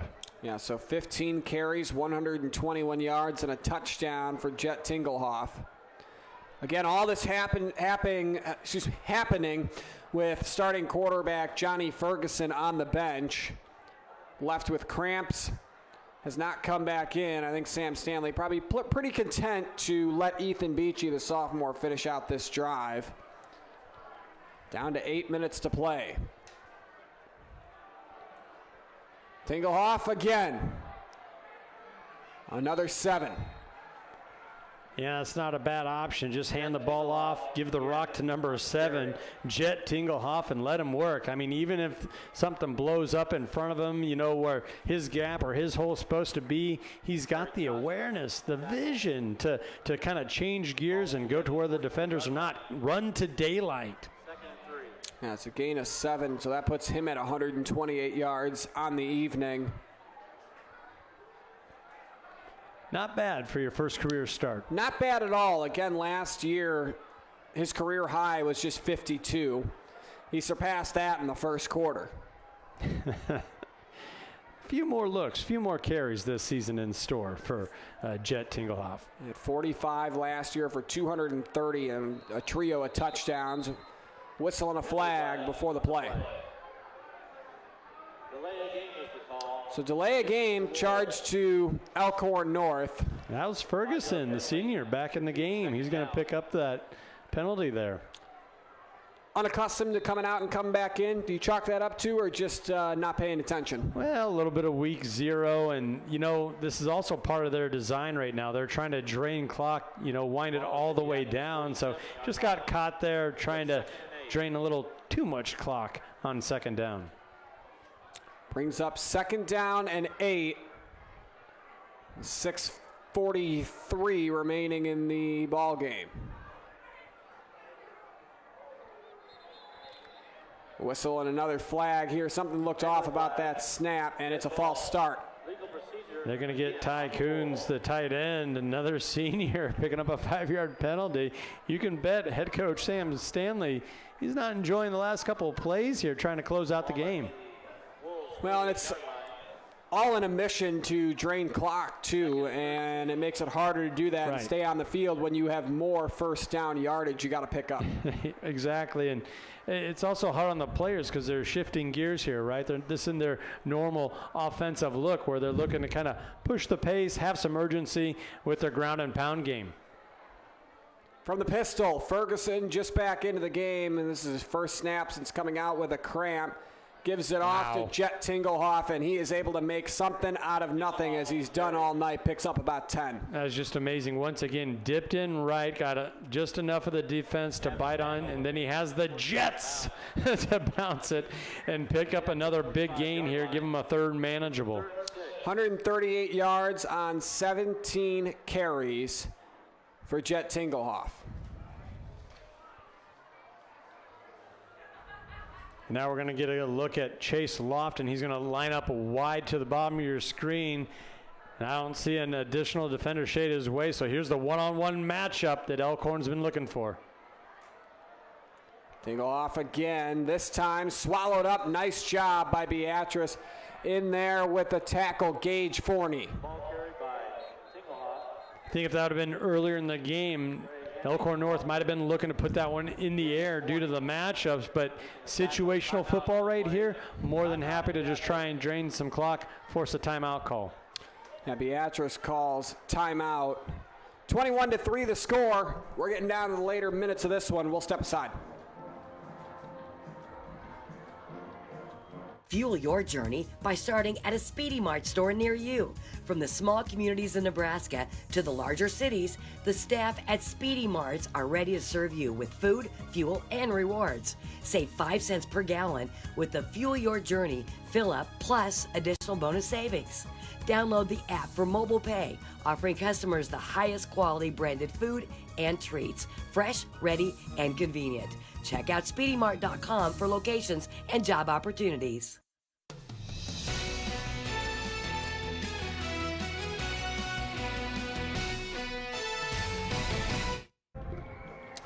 So it brings up 4th down for Elkhorn North, 4th and 6, and they will get ready to kick it away here. Chase Lofton, the punter, Luke Hamilton, the deep man, standing just inside the 10.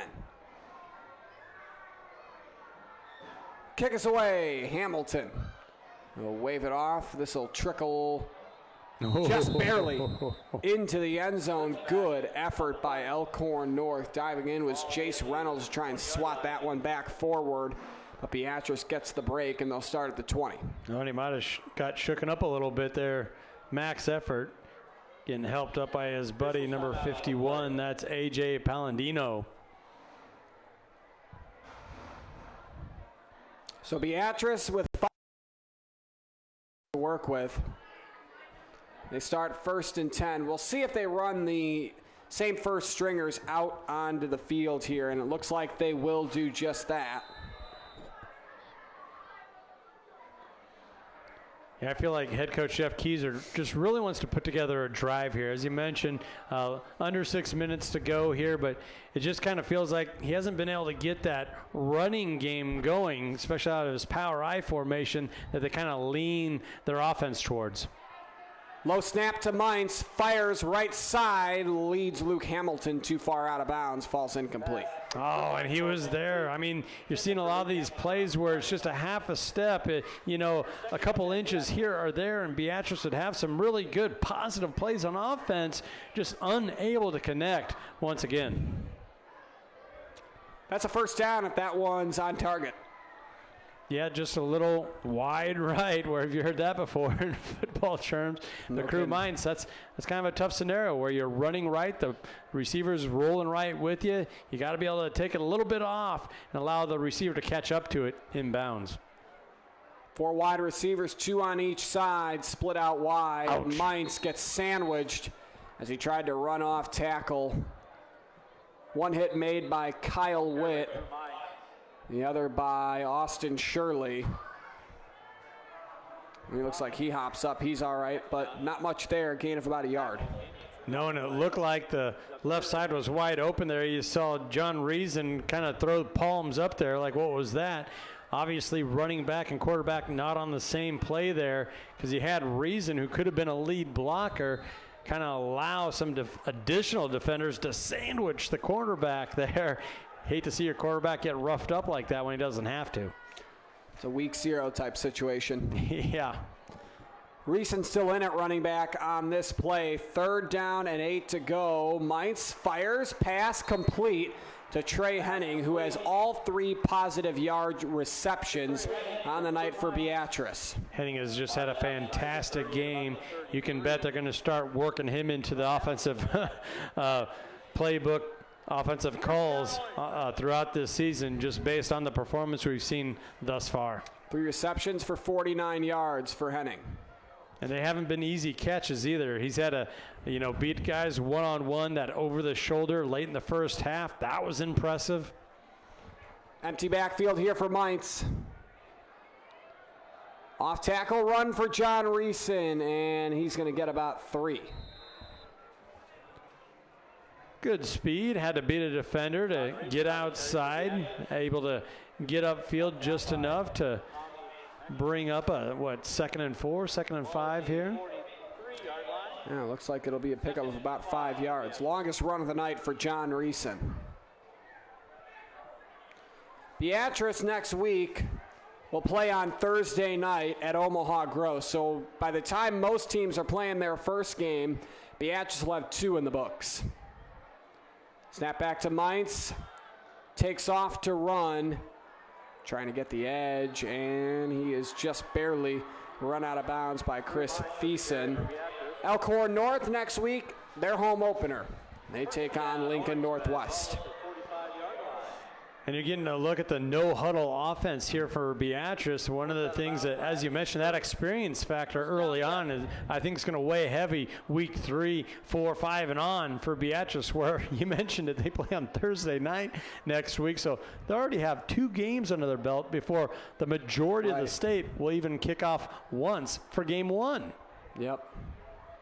And not an easy start for Beatrice. Elkhorn North this week, then Gross and Waverly on the road as Mainz takes a shot. Had Henning with a step on Tommy Mechna, but they weren't on the same page. Yeah, got the late separation there. Ball just a little too far out in front, but yeah, that's a tough pass. Mainz had a little bit of pressure up in his face. He had to let that one go maybe a half click early. 2nd down and 10. Coming up on 4 minutes to play in the ball game.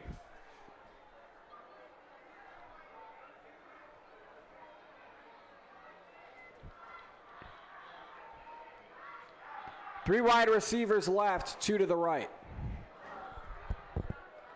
Bunch formation for the wideouts on the left side. Hamilton in motion. Mainz in trouble. Asked to elude a defender. Incomplete pass forced by Austin Shirley. Smart decision, just threw that one away. Running back wasn't ready for it. Once again got blown up by the 4 down linemen getting upfield into the face of Crew Mainz before it could really do anything with the football. 4 minutes and 14 seconds remaining. Beatrice, even if they score one more touchdown, 21-10 versus 21-3. It's a big difference. It is, but you're getting to work on, your no-huddle offense here. They have been able to pick up a couple first downs here later in the 4th quarter, so those are positive things if you're an Orangeman. Mainz thought about taking a shot downfield, saw a lane, said why not, and he's going to pick up a first down. Yeah, and those 3 down linemen tried to collapse in. No one picked up the quarterback, brought him down for the sack, and Mainz can do damage with his legs. Once he broke contain, a lot of green out in front of him to work with. So it brings up 1st down and 10 for Beatrice inside the 40 at the 39.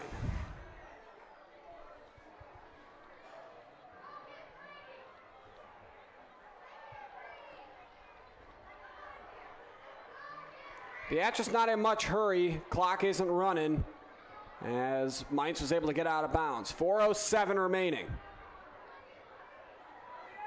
Mainz misdirection and turns it back upfield before he's met by Barry Fries for the tackle. Gain of about 2.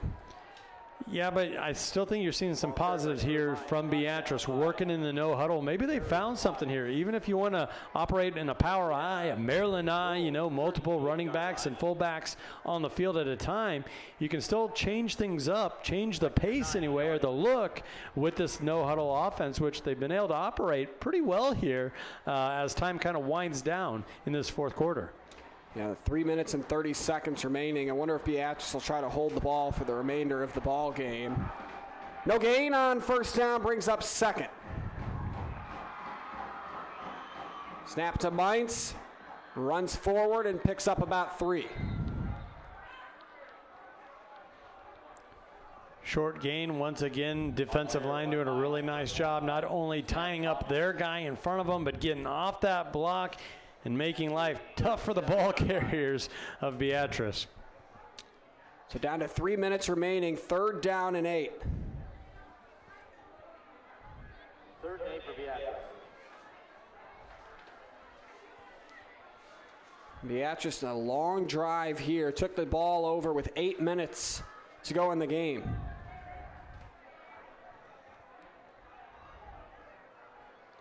Snap back to Mainz. Under duress, takes a shot, looking for Henning, incomplete. Mechna with the breakup.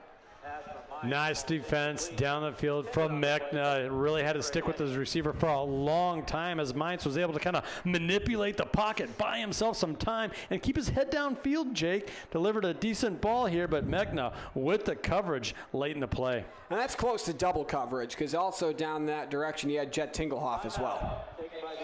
Timeout called. 60-second break here for Beatrice. We'll step aside on NCN. 21-3, Wolves leading the Orangemen. Life is a wild ride. It's important to have a trusted partner along the way. Liberty First Credit Union exists to provide its members with affordable financial services. Whether it is a large purchase, a new car or home remodel, overcoming obstacles, or chasing your dreams. Financing life is what we do best. Give us a call or visit libertyfirstcu.com.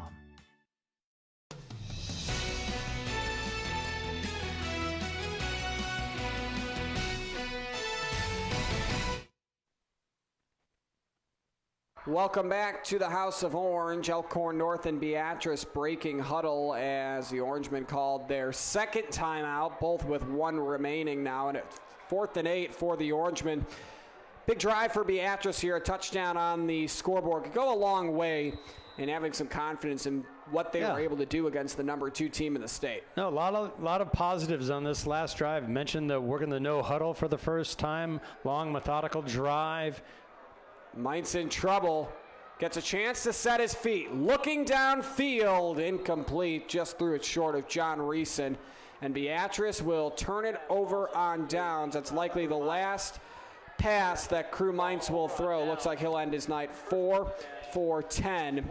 As we now get a minute to mention to stick around for our coach's post-game show. We'll talk to likely Sam Stanley unless something goes crazy here in the last couple of minutes. That's brought to you in part by Sarpy County Tourism. Yeah, and Crew Mintz once again kind of running for his life. They're able to make a really nice move, extend the play, work himself to the right side, top of your screen there, and then he just kind of threw the ball where only his guy could get it, just overshot it so to where nobody could get it. First down and 10. At the 38-yard line for Elkhorn North. Tingelhoff still in the ball game. Runs forward and loses yardage. Good job by Beatrice there to penetrate up front. Alex Busboom, Colton Herfel in there on the stop. Good discipline too, Jake, on the backside, not collapsing down or trying to follow him to the left side there to the top of your screen. Staying home, waiting for the cutback because it came. Nice job. Tackle for loss by that entire defensive front for Beatrice. 2nd and 12 for Elkhorn North. Tingelhoff now 136 yards after the 2-yard loss.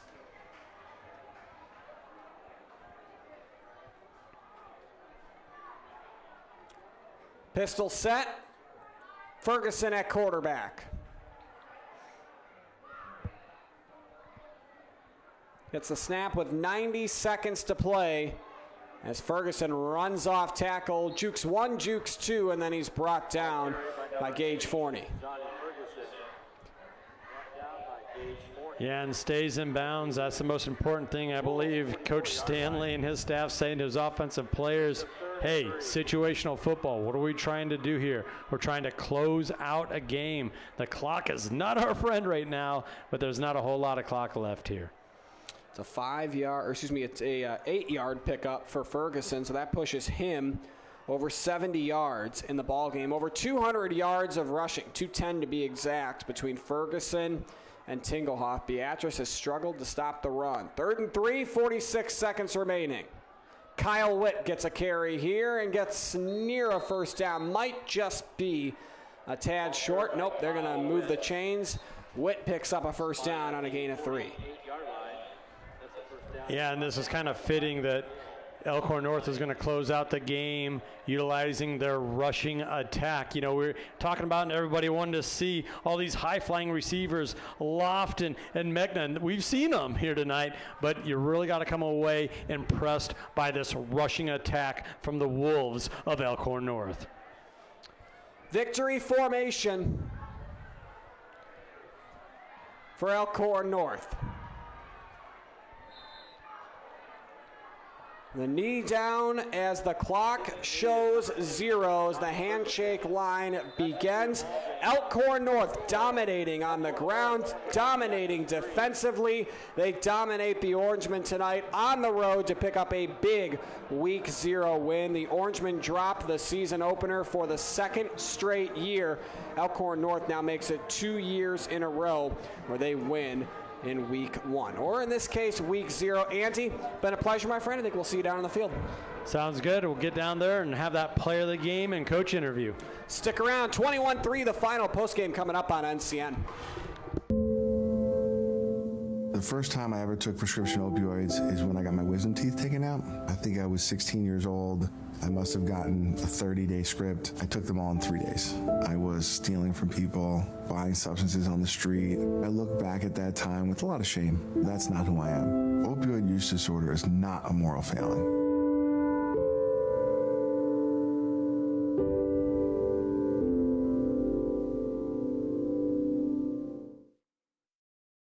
NCN Sports is sponsored by Husker Rehab, treating the cause of the pain, not just the symptoms. Columbus Motor Company, where you'll find one low price, plain and simple, always. And by Claybaugh Pharmacy, your locally owned hometown pharmacy.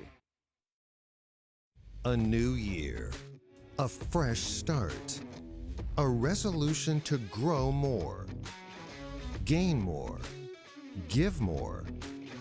The process is the same. Plant, grow, harvest. But the way you do it is always evolving. And so are we, Aurora Cooperative. Grow, gain, give. Aurora and you. It all started long ago, with cattle in mind, and it's still the major focus today of Powder River Livestock Handling Equipment and your friends at Valley Vet Supply in Marysville. They want to provide you with the best equipment. That's why they sell Powder River. It truly does stand the test of time. Powder River is a name you can trust. From cattle handling systems to gates and feeders, Powder River makes equipment for life. Come see for yourself at Valley Vet Supply on Highway 36 in Marysville.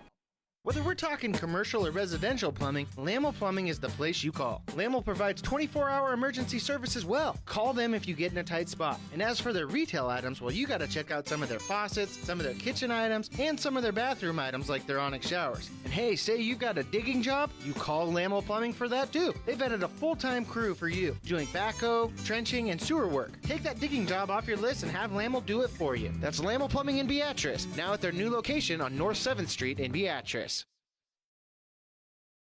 Woodhouse Chevy is making car buying better with 2 convenient locations in Missouri Valley, Iowa, and our newest location in Omaha at 112th and Dodge.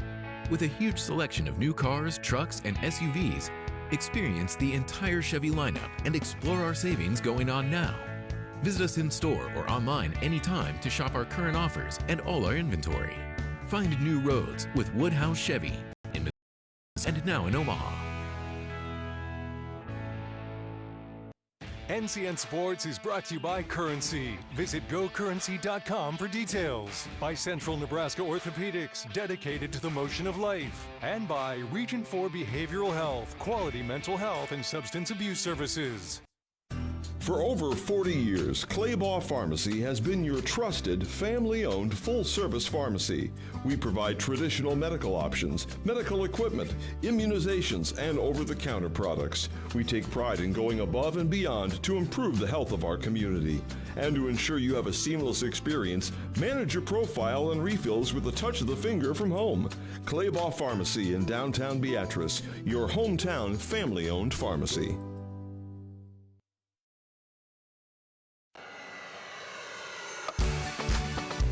Your next adventure take flight in Sarpy County, Nebraska for some high-flying fun. Legendary family adventures. Out-of-this-world shopping. Star-studded evenings. And award-winning experiences. Our flights are never canceled. Stay, play, and plan your getaway at GoSarpy.com. Do you know when the worst time to find out your sump pump isn't working? The day you need it. At John Henry's Plumbing, Heating, Air, and Electrical, we're offering a $59 sump pump inspection, so you won't have to find a watery surprise in your basement after a storm. For just $59, our licensed and experienced service professionals will examine your sump pump, inspecting its major components to ensure your sump pump is ready and working when you need it most. Hurry, this offer won't last long. John Henry's, serving your family since 1996. NCN Sports is brought to you by Western Oil. Make your first and last stop at your nearest Speedy Mart or Good to Go convenience stores. And by U-Save Pharmacy, dedicated to the well-being of all our customers.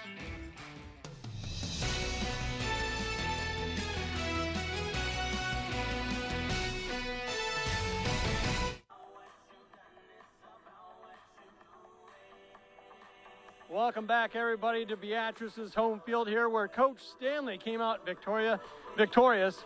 Your Wolves put on a dominating show there. I was really impressed with your offensive line. What are your initial thoughts? I'm proud of our guys. We had goals coming into this game to establish a strong run game and play really strong defense, and I felt like we got the job done really throughout all 4 quarters. So, a few mistakes here and there, some things that we gotta clean up. I think we left some opportunities out there, but at the end of the day, our players answered the bell tonight as they have all year. All the media types that I talked to during the offseason talked about your guys as playmakers on the outside, your receivers, and deservedly so. But everyone I talked to said, no, they're versatile. You saw that tonight. What attributed to that? I think we're just fortunate to have some really talented football players, and it's our job as coaches to take advantage of them as much as we can. And yeah, we got a lot of really good skill players that can do some things with the ball in their hands, and they've got a pretty good offensive line to work behind as well. So I thought that everybody did a good job tonight and played some pretty selfless football, and when their opportunity came, they made the most of it. Had a real energized team. They're all smiles. You're breaking everybody down there on the 30, 25-yard line. Max Jacob filled in tonight, and it looked like Halloween out there. Tell us about what you threw at him there. Well, we our dogs of the game, they wear a dog mask off the game, and Max Jacob stepped up to the plate big time. Our 4-year starter, Brock Marler at center, had a minor injury about middle of the week, and Max went from just being the backup to being the dude pretty quick, and boy, he answered the bell, and couldn't be prouder of the way he handled that because it came on him quick. Definitely a mentally tough kid. I had to ask that because I thought it was going to woof, but then it might have been a dog, so I thought I better just ask the coach. Yeah, but he's the dog of the game. So. And what has to go right for the rest of the season? A lot of positive here tonight. You mentioned just a couple things you want to clean up. What has to continue for this success to continue for Elkhorn North? I just think we need to continue to get more efficient on offense, and really continue to play strong run defense, and our guys in the back end did a good job tonight, I thought, for the most part. But we just got to keep getting better. We think we have a chance to be pretty good, and there's a lot of good teams in this league, and your best shot is just keep getting better every week. And so we really take that approach and have that mindset in terms of our process. And so I know it sounds cliche, but we just got to keep getting better. And our guys have done that every single day we've been together this year, and I'm excited to see what they can accomplish. And what can you tell me about tonight's player of the game? Jet Tinglehoff, unofficially, 19 carries, 136 yards. Also got that touchdown in the second quarter. Yeah, Jet's a heck of a football player. He's a tremendous young man who works very hard, and he's very gifted athletically. And I think that anytime somebody's gifted as an athlete and that marries up with tremendous work ethic, and that's a pretty special thing. And Jet played a lot of football for us as a sophomore. We put him in some big-time situations, and he looked like a very experienced football player tonight on both sides of the ball. Super proud of him and excited for him. He's going to have a big year. Coach, thank you for your time. Congratulations on the win. Thank you. All right, let's bring in our player of the game, Jet Tinglehoff, unofficially 19 carries, 136 yards, also had that touchdown. How does that feel, your first varsity start and such a big performance? It's great. It just shows all the work that me and all the guys put in the off season. Us and the linemen and the quarterbacks, we work on our mesh. We work on those reads and those fits every day, and it's just really nice to see all that work finally pay off.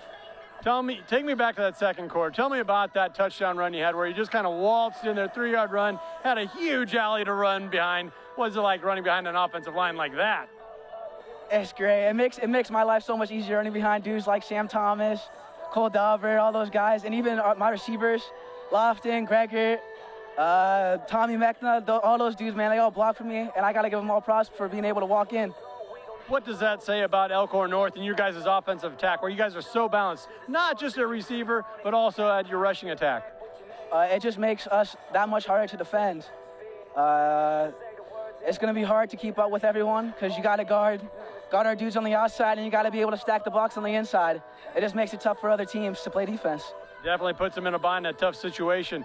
What has to continue for the Wolves to continue these winning ways? I asked Coach, but what in your mind would you like to see improve upon, or what do you think has to happen throughout the rest of the season? We just got to keep working, keep our head down, keep grinding, keep on doing what we've been doing since November. We've been at this since November, and we got our goals that we want to try and make happen. So we just got to keep on putting our head down. We got a nice little bye week next week, so put in that extra work. Jet, congratulations on a big game. Thank you.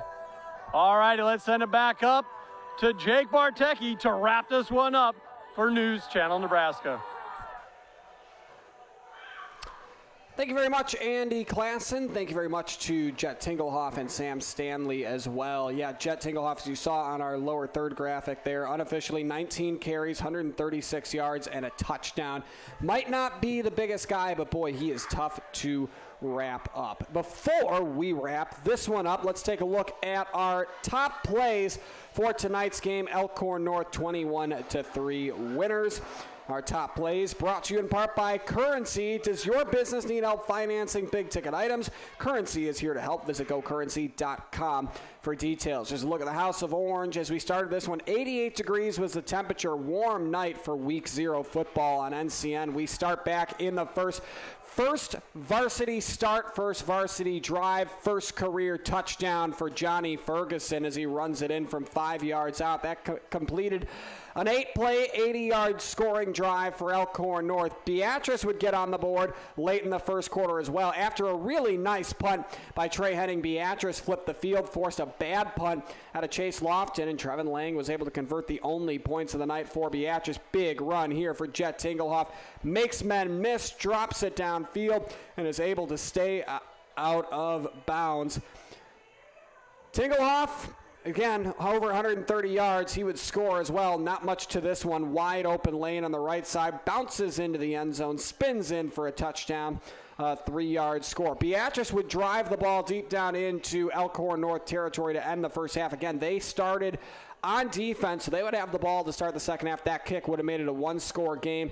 Trevin Lane comes up a bit short. Beautiful throw here. Mechna runs a great route. Ferguson throws a great ball. Biscuit in the basket right into your living room. The sign bump, Mechna with a 38-yard touchdown reception. 21-3 is the score. That's how it would remain. Jet Tingelhoff, a whole lot of this in the fourth quarter. Just run after run after run of 10 to 12 yards. Again, 136 yards on the night for him on 19 carries. So Elkhorn North improves to 1-0. As you heard Jet Tingelhoff mention, they have a bye week next week before they open up their home slate in week number 2 officially as they take on Lincoln Northwest. No rest for the wicked for Beatrice. They will play 2 games before those teams will even have played 1 as they head to Gross Catholic on Thursday night. The final from the House of Orange, 21-3, Elkhorn North as they win their second straight season opener this evening. For Andy Klassen, I'm Jake Bartecki. A big thanks to Tyler Lechner, Connor, Danny, all of our camera staff here at the House of Orange. Everybody get home safely. We hope you enjoyed the broadcast. Good night, everybody.